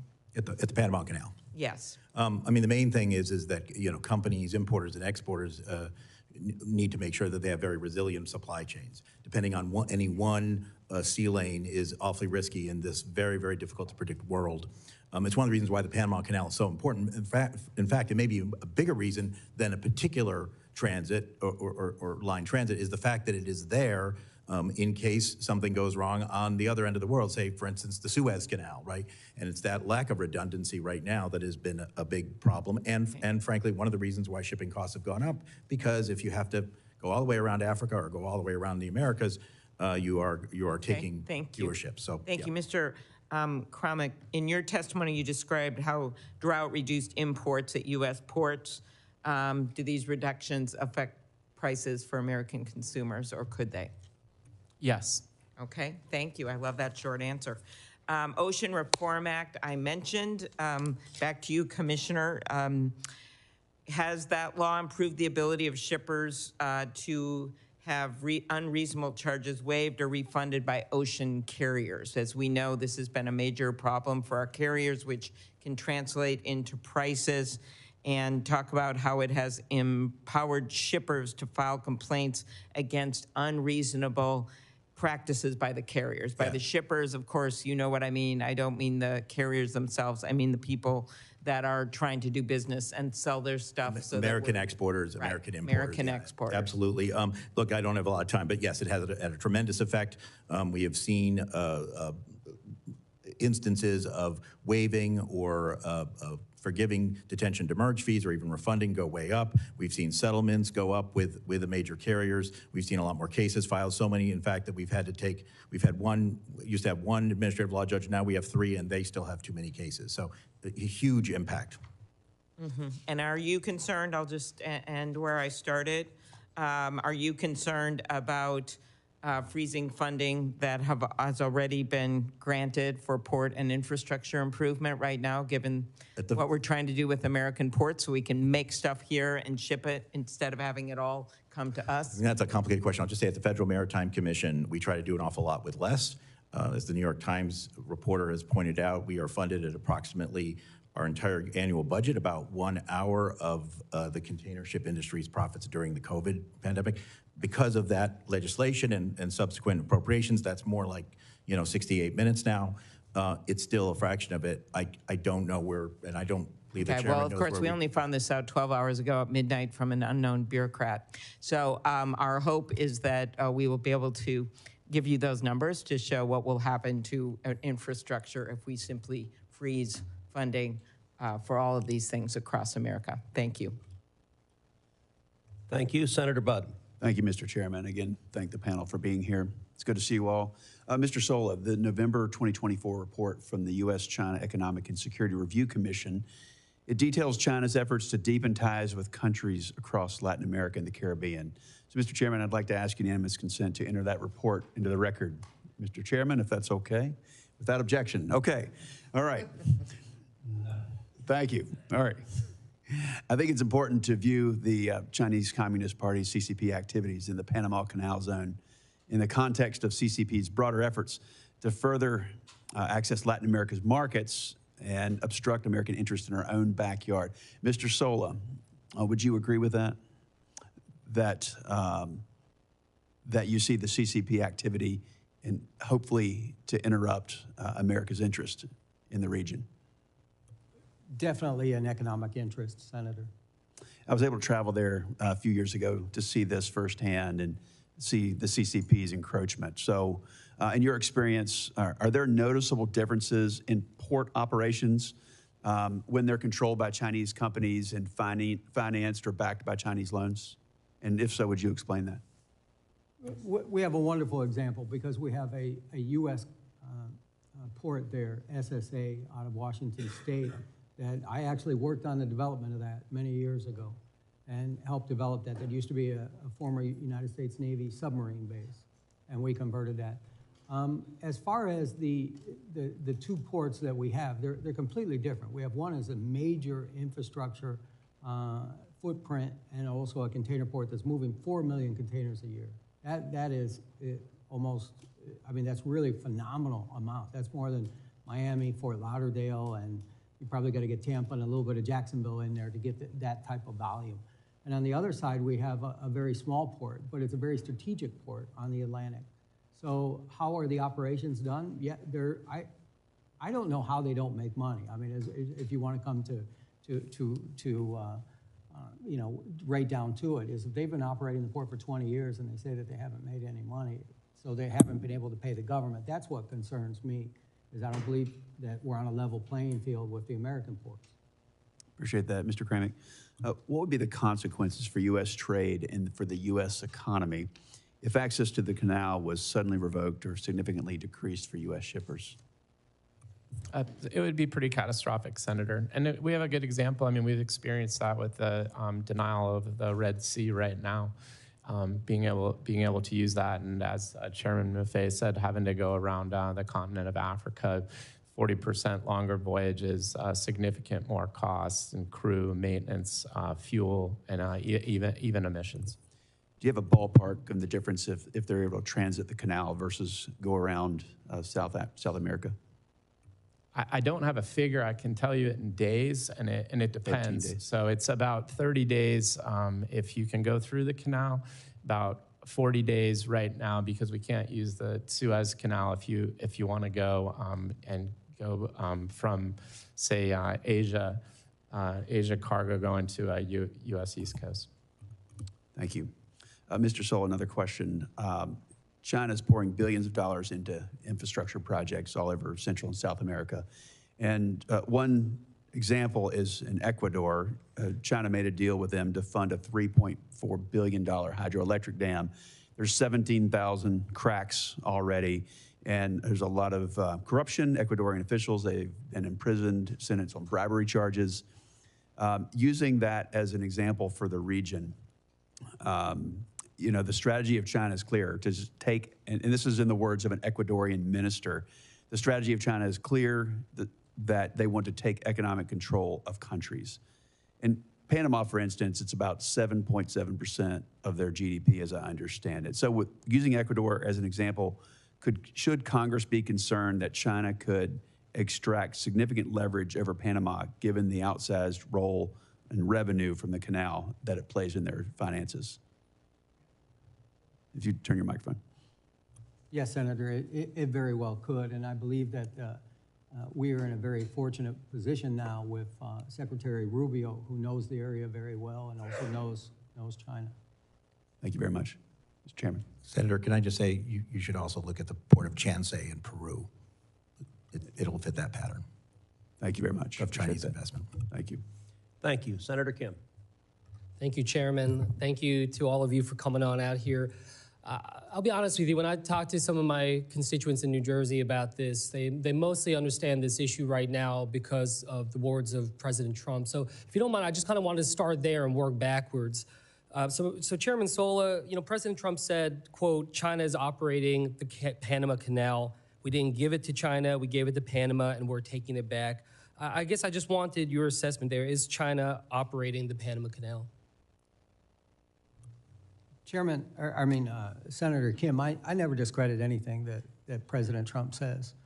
Well, I guess I would ask you. He has a different briefing book than I do. Mm-hmm. What I can say is that the Panama Canal is operated, as far as I know, by the ACP, the Panama Canal Authority, Mm-hmm. and they're very efficient at operating the canal on the throughput that they're able to do. So you're saying from your knowledge, you don't know of reasoning to believe that China is operating the Panama Canal, from the knowledge that you have? From the knowledge that I have on whether the,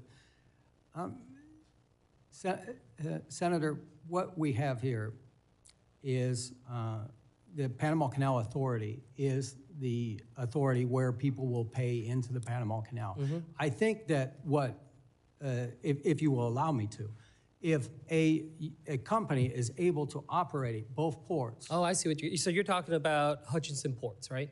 Yes. So we're talking about what, Balboa and Cristobal ports, right? Right, and they're subsidized. They're subsidized. I guess my question to you is, does Hutchinson Port actually control the locks of the canal? No. Does it control directly the entrance to the canal? Both ports are in operational control of the canal. In order for those ports to operate, the canal has to give them a special permit. And the reason is because when they're bringing a ship in or bringing a ship out, they block the traffic of the canal every single time. I see. So they have to have pilots, pilots that go in there. Is Balboa or Cristobal ports under the jurisdiction of the Panama Canal Authority? They've been given by the Panama government the concessions. However, they're in the operational range of the Panama Canal. Does that make those two ports under the jurisdiction of the treaty? Let me say this, because I was in Panama when the Panama Canal was turned over. We didn't just give back the Panama Canal. We also gave back all the land and all the water on the entryway to it, and including what we had was a lot of military bases along there. So as soon as you come out of the Panama Canal, and I invite you to come there, I'd be happy to take you. I'd love to come. Yeah, well, let's make that happen. So as soon as you come out of the locks, you run into Corizal, which was a former military base. Corizal is run not by Panama, by the Panama Canal Authority. It's run by the Panama government. After you pass that, you run into the Port of Balboa. So what I'm trying to say is that when we talk about the Panama Canal Authority, they operate only where the ships go up and go down and come out. After that, you have where the pilots, where the pilots will take you on the boat and take you off. So is it operational control of the Panama Canal? Yes, because the pilots are the ones that have to bring you in there and bring you out. And again, every time a ship goes into one of those ports, they block the traffic of the Panama Canal. Yeah. Well, look, I guess I wanted to just ask you kind of directly then, what is your assessment of the Panama Canal's authority, in terms of their ability to administer the canal? I think the Panama Canal Authority and their independence is, if you read my opening statement and my written statement, they've done a fantastic job. And Panama has been running the canal for 25 years. They've given $28 billion to the coffers of the government in those 25 years. In the 25 years that the two ports that we call two ports, they've contributed zero. So I don't understand why Panama would allow those two ports to operate and put into jeopardy what they have, the operations that they do have in the canal. I want to just end here on this because I thought you had a really poignant point in your written testimony where you said, we must protect the independence of the Panama Canal Authority. Any efforts by other interests in Panama to diminish the independence or professionalism of the authority must be stopped. And I would just venture to say, as we talk about this as a committee, as a government, that we should try to follow those same words as well. We try to have nuance and precision with the words that we use. Otherwise, it very much looks like some of what we talk about is going to be perceived as undermining the Panama Canal Authority. And you said that you warned that that would be something that would actually boost up China's capacity in the region. So I just ask, as we deal with this going forward, that we be precise about it and try to make sure we're talking about exactly what we're addressing. And specifically what I was talking about is the board of directors of the Panama Canal. I mean, are some of the board of directors on the board of directors of the ports that we have in question? So when you look at the annual report of those two ports, they have a hidden, or not a hidden, it basically says that they have local partners that are not identified. So I believe that if we had those identified, we would know more. Yeah, and more precision there. Thank you so much. I yield back, Mr. Chair. Thank you. Senator Schmidt. Thank you, Mr. Chairman. I want the committee to just imagine that Taiwan is under siege. The CCP, determined to crush Taiwan's resistance and prevent a U.S. response, activates a multi-pronged strategy, leveraging its control over global ports and shipping infrastructure. At the Panama Canal, one of America's most vital trade arteries, handling 40% of U.S. container traffic, Chinese-controlled ports at both ends suddenly close. Ships carrying food, oil, and military supplies are turned away because of technical difficulties, paralyzing the global economy. Gasoline prices soar, supermarket shelves empty, and supply chains collapse within days. China's state-owned ZPMC, which supplies 80% of U.S. port cranes, has equipped their cranes with cellular modems that create exploitable vulnerabilities. These cranes at U.S. ports mysteriously malfunction, halting critical operations. Factories close, millions lose their jobs, and the economy grinds to a halt. While this scenario may seem hypothetical, it is entirely plausible. Therefore, the canal must remain neutral, and the U.S. must ensure the CCP does not encroach on our vital economic and national security interests. In 2017, Senators Markey, Schatz, and Rubio urged President Trump to address China's aggressive maritime actions. Their warnings apply today as China's growing control over critical infrastructure, ports, and strategic waterways like the Panama Canal pose an unacceptable threat. America is sleepwalking into a carefully laid Chinese trap. And fortunately, people like President Trump aren't falling for it. I'm glad he's raised this issue. This dangerous complacency must end. That's why last week I introduced a Senate resolution to safeguard the Panama Canal from Chinese influence. It calls on Panama to expel Chinese entities in foreign control and honor its neutrality under the 1977 transfer agreement. The cost of inaction is too great. And I'll offer this up for anyone, but I think the biggest concern here is this Belt and Road Initiative. We've talked about it creating a debt trap, which is true. And building a bridge in Bangladesh is very different than this. I mean, there are reports of, the CCP building airports, and then when people are critical of the CCP, all of a sudden flights are canceled. Controlling a grid, they can turn it off and they can turn it off. And there's just no way on God's green earth that China can control the Panama Canal. And so however you want to define it, and I hope my Democrat colleagues, this is an issue that affects America that should not be partisan, and I hope they're not blinded by the fact that President Trump has come out so boldly on this. But we shouldn't tolerate this. The witnesses have stated they have operational control. We can get into the semantics of the Port Authority versus the control, but operational control of the Panama Canal is real by the CCP. The witnesses have also stated that a Chinese company got a sweetheart deal, a no-bid contract for operational control ultimately of these ports. So I guess I want to ask, because I've talked too long, I don't have much time for questions, but Professor Korovich, I do want to ask you, yes, as it relates to the treaty, and I'm glad Senator Cruz, or Chairman Cruz, has called this up, because there are real concerns about treaty violations here. What are the most blatant? What are the most obvious? Is it the unfair, is it the fact that we're being charged more? Is it the fact that these are Chinese-owned companies that are controlled by the CCP? What are the top 2 or 3 reasons that you would argue that they are, in fact, in violation of the treaty?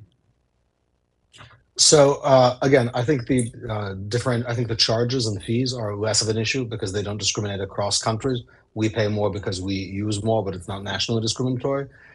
The presence of Chinese companies, especially Chinese state companies, but not limited to them, do raise serious issues and concerns for the neutrality of the treaty. And I should point out, in relation to some of the earlier questioning, the canal, for purposes of the neutrality treaty, is not limited just to the actual locks of the canal and the transit of ships through the canal. According to Annex 1, Paragraph 1 of the treaty, it includes also the entrances of the canal and the territorial sea of Panama adjacent to it. So all of the activities we're talking about are within the neutrality regime, the geographic scope of the neutrality regime in the treaty.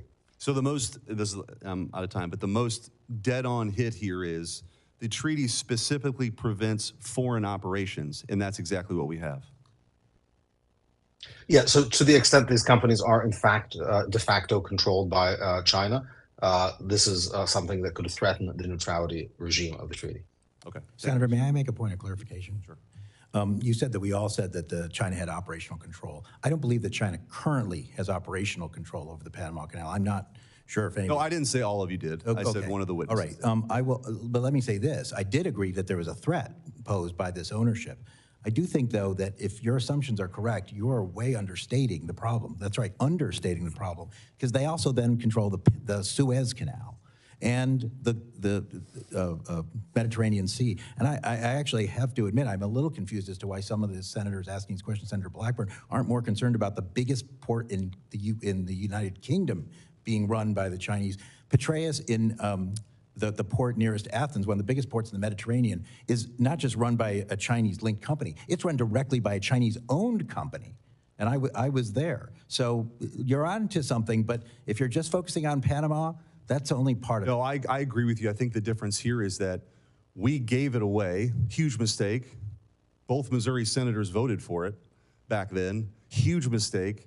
But the one thing we got out of it, was a guarantee of neutrality, and that's the issue here. Thanks.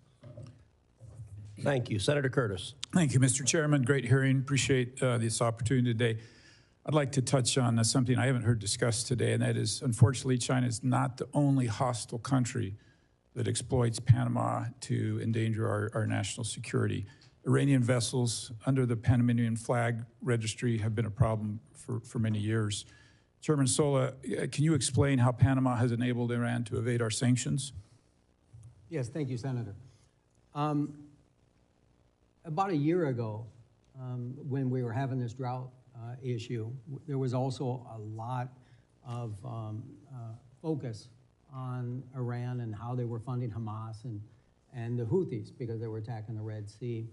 What we found was, what the United States has found, is that Iranian vessels are sometimes flagged by Panama in order to avoid sanctions so that they could sell the fuel that they have and then they can take that money and then they can use it as they wish.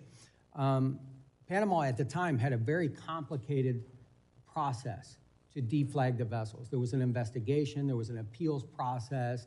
By the time that we would, OFAC or the Treasury would go ahead and identify one of those vessels, by the time that they were doing the appeals and stuff like this, they've already changed flags to somewhere else.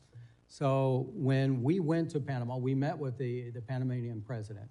And I must say that we were very impressed because he was 30 minutes late, but he was breaking relations with Venezuela at the time because the election was the day before.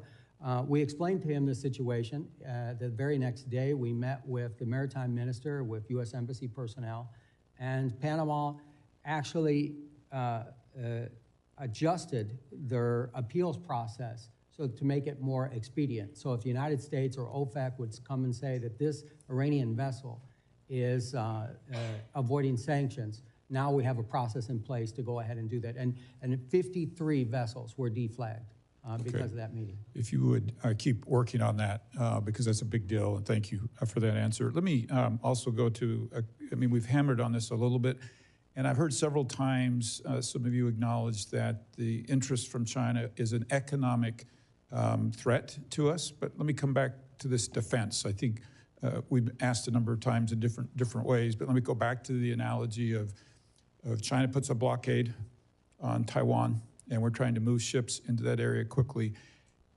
Can any of you say this is not just an economic threat to the United States, but a defensive threat as well?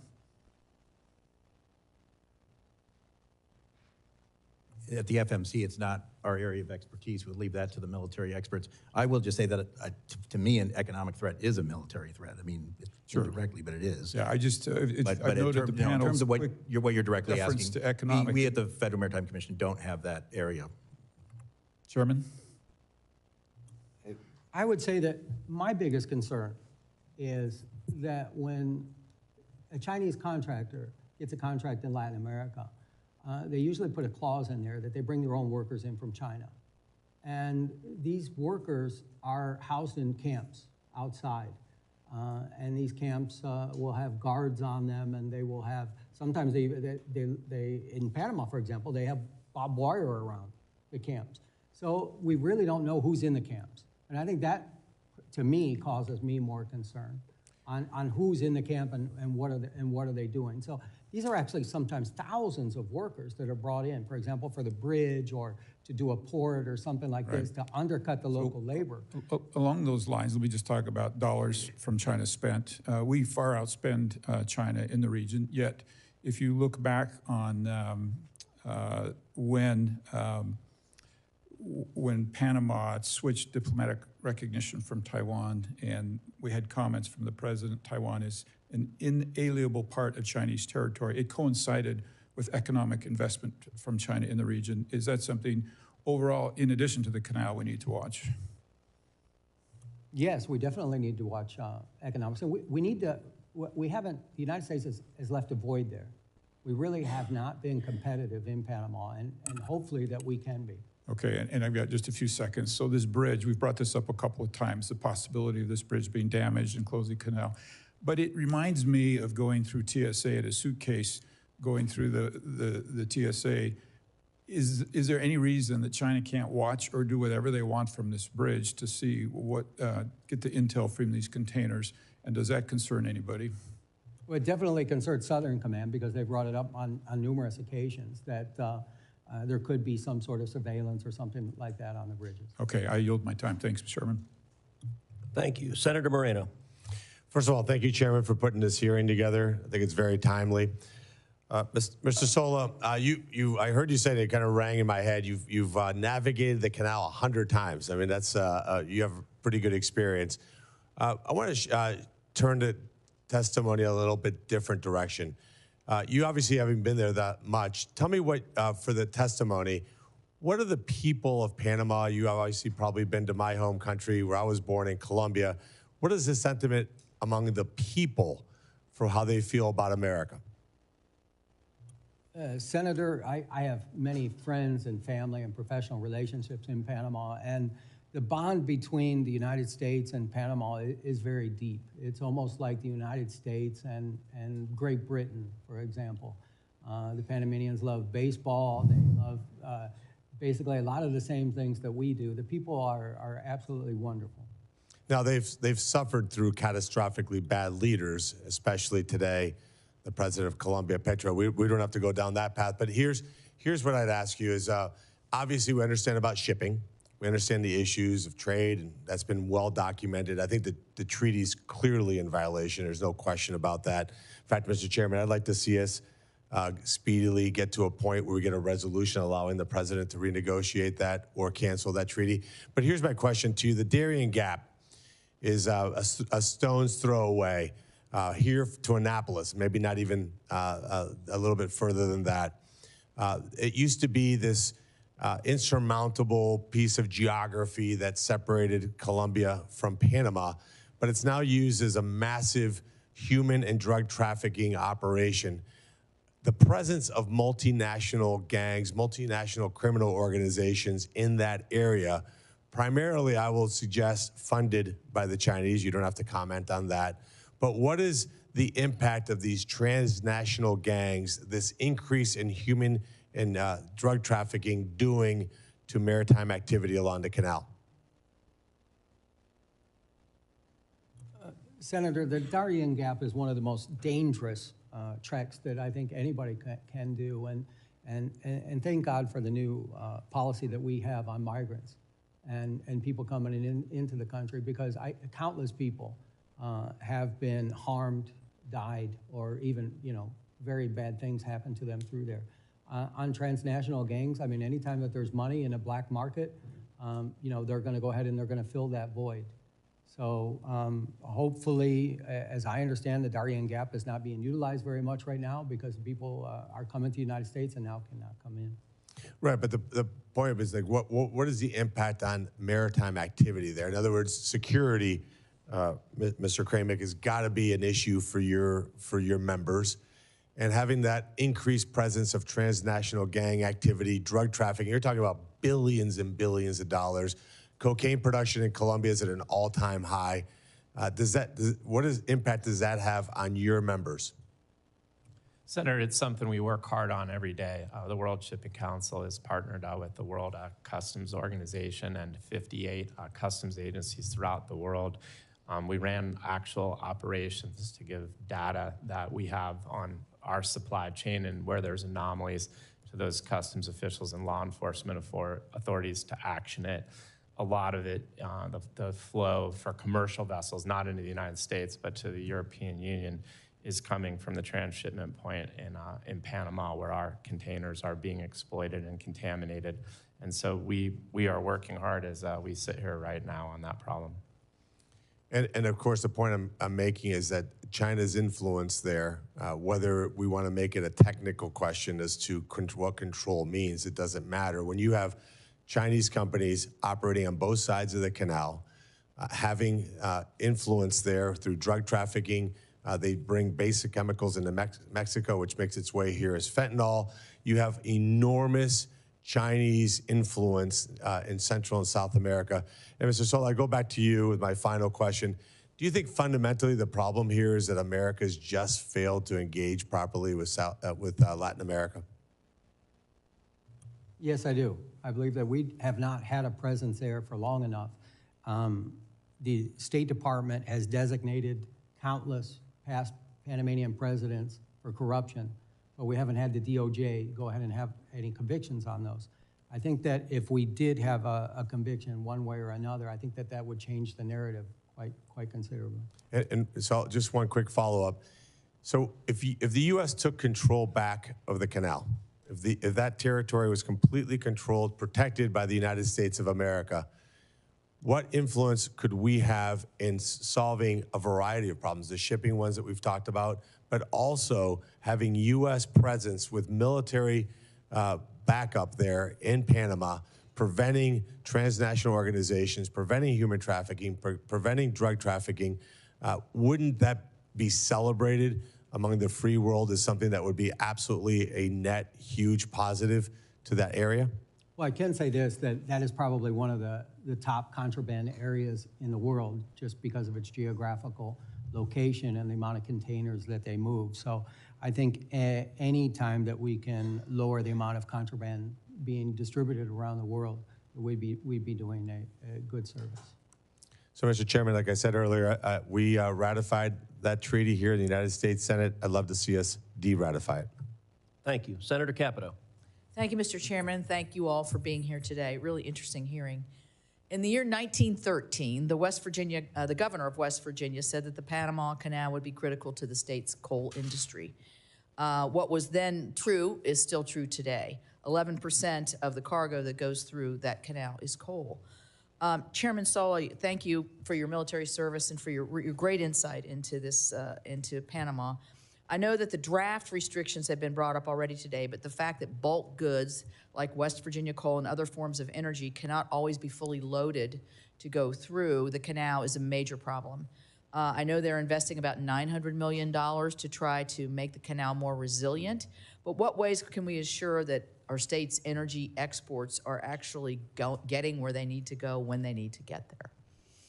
That's a very good question, Senator, and the bulk and the coal are probably the most affected by the draft restrictions that we have. The container ships and the passenger vessels have a much lighter draft. We talked extensively with the Canal Authority and also with the government of Panama on how they need to add water to the fresh water to the system. They're losing about 1 or 2% a year. So if they continue this way, the Panama Canal will be severely diminished by up to maybe 40% by 2050. So fresh water is definitely the key to this. I know that they are working with the Army Corps of Engineers. We've seen some of those studies, and they have put a variety of options out there for the Canal Authority to go ahead and take advantage of. Let me ask this probably quite simple question is why would they be in opposition to putting more fresh water in the canal? I don't believe, well, the Canal Authority. I mean, it sounds easy, so maybe it's not quite as easy. The Canal Authority isn't. The issue that they have is maybe 10 years ago, environmentalists kind of restricted what their watershed was of the canal, and that law has just recently been overturned, so now the canal actually has access to the watershed. So what they have to do is a major infrastructure project to go ahead and pull that water in. And at the same time that they're saving up or raising the fees for the major infrastructure project, they're giving more and more money to the national coffers. So it's up to about $2.4 billion right now, and they're saving for the infrastructure project. Is that the $900 million infrastructure package I referenced? Is that the same project? I believe it is. The Rio Indio? Yes. Yes. Yes. So along with that, the issue going through the canal, not just the offloading or, I mean, it's hard to offload coal out of a bulk container. I mean, that's not an easy thing to do if you can even do it. Is this whole thing about congestion pricing, kind of, nobody here from New York, are they? But, you know, the congestion pricing at the canal where you can outbid and skip the line, so then the line can be like 14 days later, even if you were at the front of the line. This is probably what Senator Sheehy's wondering, like, how did I get in front of him kind of question. So how is that working, and is that fair, and who makes the judgment? That to me, you were talking about corruption, that to me sounds like you could really be padding somebody's pockets here to be able to jump the line and have a significant effect. Yeah, Senator, it is a auction system. It is being utilized more and more, and it is what I was most concerned about and continue to be most concerned about. Not necessarily right now because the unusual draft restrictions are not going on, but if there is another water shortage, The regular toll revenue has increased in terms of the canal, but what has really increased is the special revenue that they get from various fees and from this this auction thing. That revenue has gone up about close to 300% for other transit services. So that's a huge amount. It also is analogous to me in some ways. I know a lot of the ocean carrier companies got a lot of heat when they were making more money during the, during the lack of the congestion during COVID. Well, this is sort of similar. They're providing fewer transits, and at the same time, they're making more money because of a market mechanism, though. We're, talking about the Chinese Communist Party. Well, this is the other way. This is capitalist, but it is a different way of allocating space that they're utilizing more and more to make more and more money. Now, I have no idea. To the best of my knowledge, the money is going back to the Panamanian government. I don't know of any reason to doubt that. But that is a big cost. And as I said before, it does disadvantage certain kinds of cargoes because they might feel that they don't, they're on a ship which doesn't prioritize its time passage as much as other kinds of cargoes. I don't know how that affects coal. All right. Thank you very much. Thank you. Senator Sheehy. How long would it take China to block the canal for our usage if they decided to do it? I know you're not military experts, but I think you've been in the canal 100 times. You're all experts on the industry. If they wanted to deny our usage of it, how long would it take them to do it? Senator, I can say that prior to the year 2000, the canal had a quick reaction force that kind of took all possibilities into consideration, either a ship be installed in the canal or to be able to move one out. I don't know what those capabilities or what the planning for that would be. So effectively, we don't have a ready response. But if China, I'm sure Southern Command does. I don't like the mindset that's kind of pervaded, that there's this far off hypothesis that. But Senator, you're not talking to military experts. We're here because of it's commercial reasons. But this isn't a military question. I mean, if he's driven the canal 100 times and you are a maritime expert, a couple of years ago, as you remember, I think it was the Ever Given jackknifed in the Suez Canal. That's not a military operation. That's a ship that turns sideways. So if China chose to, how fast could they close the canal to our usage? Well, they could probably do a similar thing, but it would more be an act of terrorism than it would be because they have facilities there. Most of this discussion has involved the economic threats that China is bringing up because of the Belt and Road Initiative and having these investments in other countries. But yeah, I mean, it's not hard to close off a waterway. Panama Canal is actually quite vulnerable in terms of infrastructure. It's not, this is not a fort or militarily reinforced location. Now you're getting to the end of my knowledge of that. But no, it would not take long, but I don't know what it has to do with, it's not accelerated because they have people at other port, unless you believe that they're, in theory, it's easier to infiltrate those ports with Chinese spies than it is other kinds of things. But that's totally out of my purview. It's more scientific. Well, I don't think it is out of your purview. I think the reality is the canal is an economic engine. It is also a national security engine. And I appreciate, I'm not trying to be combative or setting any traps. I'm just trying to ask a common sense question, which is, we can dance around, I'm not an expert in this, I'm an expert in that, but the canal is vulnerable, as we've stated. I guess, Senator, I'm just sort of saying, why would they bother with a military-like operation when they can get what they want with non-military means? If they can have influence in other ways. That's the point of the question. Okay. Is we segregate ourselves artificially in a way that they do not. We segregate ourselves, well, let's talk about military, let's talk about intelligence, let's talk about economics. China doesn't work that way. It's a whole of government approach. They don't draw a delineation between an economics discussion and a military one. And their attack may not look like Pearl Harbor. It may look like an everyday ship that decides, it pulls into the locks and blows itself up, and now the locks are non-functional for our usage, and we can't support an inter-ocean fleet transfer. And our ability to defend it, as you referred to, Chairman, is now inhibited by the fact that we no longer have the military infrastructure around the canal that we did just as recently as 1999. So from a commercial perspective, do the shipping companies have concerns over the security of the narrow waterways. We've got Straits of Malacca, we've got Suez Canal, we've got Gibraltar, we've got Panama. Is that a concern that's thrown around in the boardrooms of the largest shipping corporations in the world? Senator, I think it's something they think about every day. I mean, really, it's drawn into sharp relief with the Red Sea that it was it's what I call a pink flamingo. Like there's black swans that just come up, and there's pink flamingos that you can see but you don't act. But no one really thought a whole lot that one of the most important waterways in the world could be denied, and moreover, that it could be denied for such a sustained period. The good news is that and denied, I might add, by a disaffected non-state actor of Bedouins running around with rocket launchers, who also managed to beat us in a 20-year war in Afghanistan. But my point to saying all this is we're just debating operational control of the canal. Yet it seems very clear to all of us that a very simple act can debilitate the canal and eliminate our ability to use it in a matter of minutes with no warning. And we have no ability to intervene or stop that. To me, that means we do not have operational control of the canal. Thank you, Chairman. Thank you. I'm told Senator Young is on his way, so I'm going to ask a couple of questions and give him a few minutes to get here. Chairman Sola, you have a deep understanding of Panama and the canal from personal experience, in addition to your work on the Federal Maritime Commission. One example of China's influence with the Panamanian government was the effort to seize land near the Pacific end of the canal to build a new Chinese embassy, including your land. Can you describe your personal experience, including how Panama ignored property rights as it sought to appease China with the new embassy? Yes, Senator.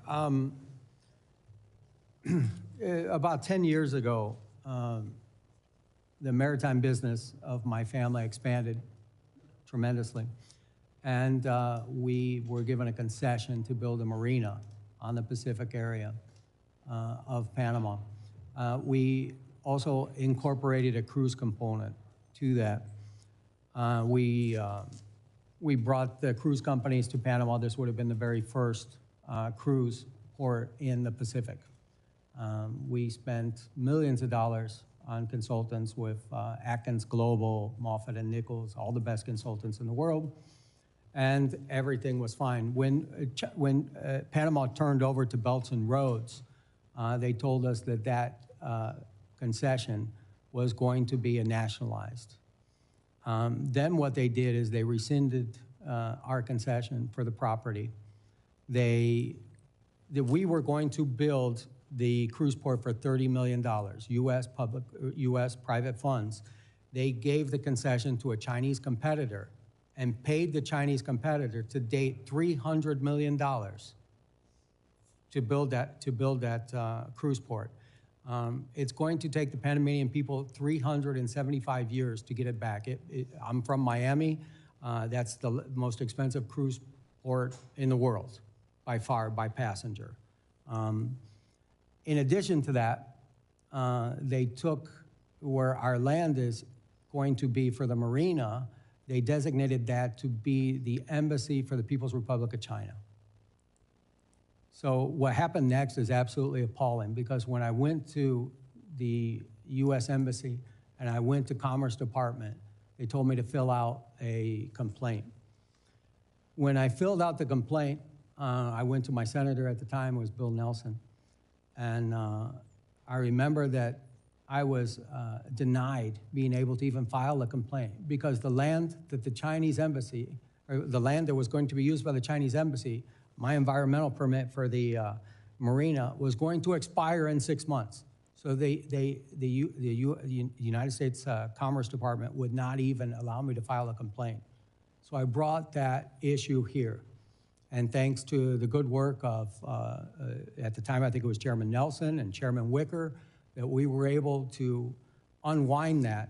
After about 6 years, Panama did the right thing and returned the land to my family. Very instructive. Senator Young. Thank you, Chairman, for holding this important hearing. Thank you, gentlemen, for being here. The Panama Canal underpins our current economic strength and national security. When 40% of U.S.-bound container traffic depends on a single waterway, we cannot afford unilateral toll hikes. that choke out competition and leave our smaller carriers or our Midwestern exporters on the hook. For instance, in my home state of Indiana, manufacturing firms and farmers rely on consistent, reasonably priced shipping routes to move heavy machinery, auto parts, and ag products like corn and soy. If the Canal Authority's auction system prices them out, the ripple effects on American jobs and supply chains could be devastating. Chairman Sola, given our enormous stake in the canal's operation, do you believe Congress or the FMC should more aggressively use existing legal authorities or even create new legislative tools to block or penalize toll practices that disproportionately harm U.S. shippers and exporters? Thank you, Senator, for the question. And I grew up in Goodland, Indiana, so that you know. Fantastic. I do believe that we should continue to monitor the situation, and if we do need more regulations or statutes, that we would come back to Congress because we get our marching instructions from you. Moving the agricultural products that we get out of the Midwest all over the world and through the country, not only do we focus on the Panama Canal, but we also focus on about $5 trillion worth of goods coming in and leaving the United States here at the Federal Maritime Commission. So it's definitely one of our main concerns. Well, thank you. I'm not surprised. I always tell people Indiana is a maritime state. If you think about our dependence on the waterways and our shipping lines and all the rest. So you're certainly proving that. But so we will stay in touch, and if you in the future would like to outline any mechanisms or measures that you think would be effective to help ensure fair treatment for our interests, please let me and others on this committee know. When the two Panama Canal treaties were signed, we lived in a different world, one where Chinese state-backed actors didn't wield strong influence over global infrastructure, and issues like drought were rarely factored into international agreements. As we all know, times have certainly changed, but the United States is still the canal's biggest customer, and quite frankly, we have every right to expect an operational framework that acknowledges our modern security and economic challenges. States like Indiana, with robust exports, feel these impacts, even if we're far from the canal itself. Chairman Sola, and then I'll allow others to respond. In light of evolving conditions, especially increased foreign investment from China, do you believe the U.S. should explore a more comprehensive update or supplemental protocols to these decades-old treaties? I definitely believe that we should support U.S. investment, and not having an ambassador there for so long has been detrimental to us, especially as the case that I just mentioned earlier, where we didn't have an ambassador and we had a U.S. company in need of service. So however we can promote U.S. investment, especially in infrastructure, this is where China is definitely beating us with the Belt and Roads, where they understand that. And I believe that, our Exim Bank and our DFC is so limited in what they can do by the restrictions that they have, that we're not able to invest into infrastructure like we should. I hope the administration will prioritize this ambassador spot as nominations are made. I hope we'll prioritize it in the Senate. My colleagues on the Democratic side of the aisle will be warm to that nomination and moving it quickly. Something both parties, frankly, have fallen short on in recent years is prioritizing these. But other comments, Mr. Maffei? Yeah, well, Senator, it won't surprise you since you and I served together in the House that I actually am pretty bipartisan. I agree with the chairman on what he said. I will say that that certainly we need to look at other kinds of ways to get U.S. companies in positions where they can truly compete with the Chinese and some of these things. And blaming it all on Panama, it really misses the point. I've seen the same thing in Greece, where Greece didn't want to give the concession of its largest port to a Chinese company, but because of its financial difficulties, it was getting pressure from international organizations such as the IMF, Europe, and even maybe some of the United States to do so. So I just ask you to look at that. And I do want to say one quick thing. You're right about the cost, and as I said before you were able to get here, the Panamanians are making far more on their canal than they ever had before. That's not necessarily a bad thing as long as it's going to the right place. But where they're really making the money is on these auctions, and that is why remains a concern of mine, I'm sure the chairman's, and that is where we are looking at potentially are using our authority under Section 19 of the Merchant Marine Act, where we could, if we can show that it is basically a problem with the foreign trade of the U.S. It's interfering with foreign trade of the U.S. There are certain things that we can do, but I do think we need more information before we could make that kind of action. But we're certainly working on that, and we do have that authority at the FMC. Thank you, and good to see you again, sir. Mr. Kremick, did you have anything? We had discussed, Senator Young, some of the infrastructure projects to make the canal more sustainable and viable, and how the United States, the U.S. Army Corps of Engineers, has already done some feasibility reviews of those projects. So that would certainly be something to take a look at to make the canal, viable with an additional supplies of fresh water. Thank you. Chairman? Senator, if I may. Sure. Senator, sorry, it's I'm on Zoom. You spoke about renegotiating the treaties, and Yes. I think one of the things about treaties as an instrument of governance is they're not very flexible, and they don't really have automatic processes typically for easy amendment. And before this hearing, I spent a fair amount of time reviewing the ratification hearings in the Senate in 1978. And back then, the principal concerns the Senate was concerned with then is the Soviets and Cuba, actually, not China and Iran. So the world has changed a huge amount. China's role has changed a huge amount. And of course, back then, 1999 seemed very far off. 2025 seemed a world away. And as a result, I think it is useful to revisit treaties and seek to renegotiate them, to update them to sort of current events. And of course, the United States has a considerable amount of leverage it can use to seek such additional protocols to modernize these treaties to current events and current geopolitical realities. Makes great sense, and I'm glad you spoke up. Thank you, Mr. Korovich. Mr. Chairman. Thank you. I want to ask a couple of follow-ups, and then we're going to wrap up the hearing. Commissioner Maffei, you mentioned a minute ago if a determination was made that this was having negative impacts on U.S. trade. You said there are a number of remedies that are possible, and you didn't specify what those were, so I just wanted to ask what you were referring to. Yeah, I mean, there are certain things we can do as countermeasures, such as, sanction Panamanian ships. That could be Panamanian flag ships. The Panamanian flag is one of their major sources of revenue. It is the number one what we call flag of convenience in the world. There are several others, and I think I'd like to get back to you in writing. I mean, I'm not trying to avoid the question, Yeah, but no, I would that welcome way I can that. put the, we can, and we'll, if you don't mind, we'll get together and do a joint answer. But we'll put where our authority comes from, what we think we can do, and maybe even what we're concerned about or what the limits to that would be. Well, and I'll say that this hearing has been a nice bipartisan demonstration of a lot of expertise. There's a reason you guys have your the role you have, because you know what you're talking about. I'm hoping my chairmanship, which ended last week after a full term, will result in a full, very successful term for my good friend and colleague as chairman. Maybe the friendliest transition in Washington this week. Professor Korovich, I want to get back also to the exchange you had with Senator Young, and then it harkens back to the opening exchange you and I had.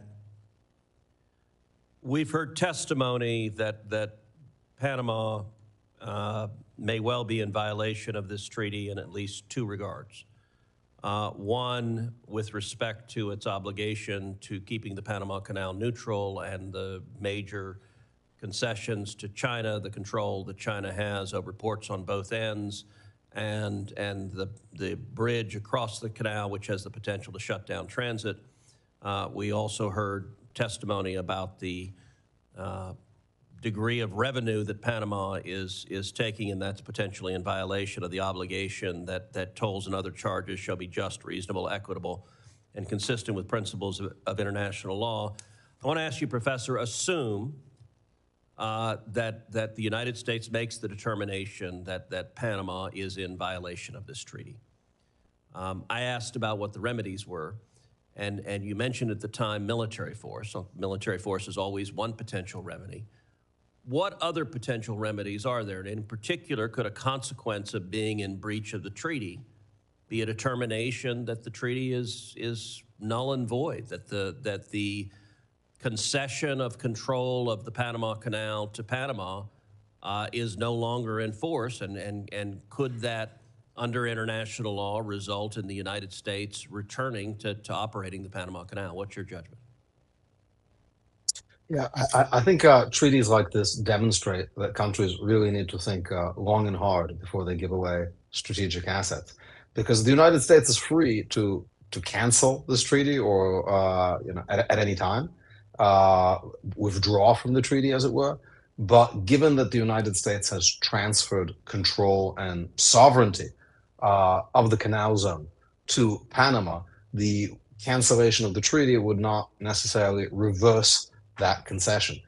Concessions that have to do with sovereign control are not particularly reversible. For example, Israel made a deal with Lebanon to give maritime territory to Lebanon in exchange for peace just 2 years ago, did not get peace. It's not clear that it can simply cancel and get that territory back. Now, it is the case that America can take all sorts of measures to insist on neutrality. And if neutrality means putting American firms in operation, or otherwise taking other steps, that is something that can be done. But a kind of territorial control is not a clear remedy unless it is something that just accompanies the steps needed to restore the regime of neutrality. All right, well, I want to thank all the witnesses for their important testimony here today. Senators will have until the close of business on Tuesday, February 4th to submit questions for the record. The witnesses will have until the end of the day on Tuesday, February 18th to respond to those questions. And this concludes today's hearing. The committee stands adjourned.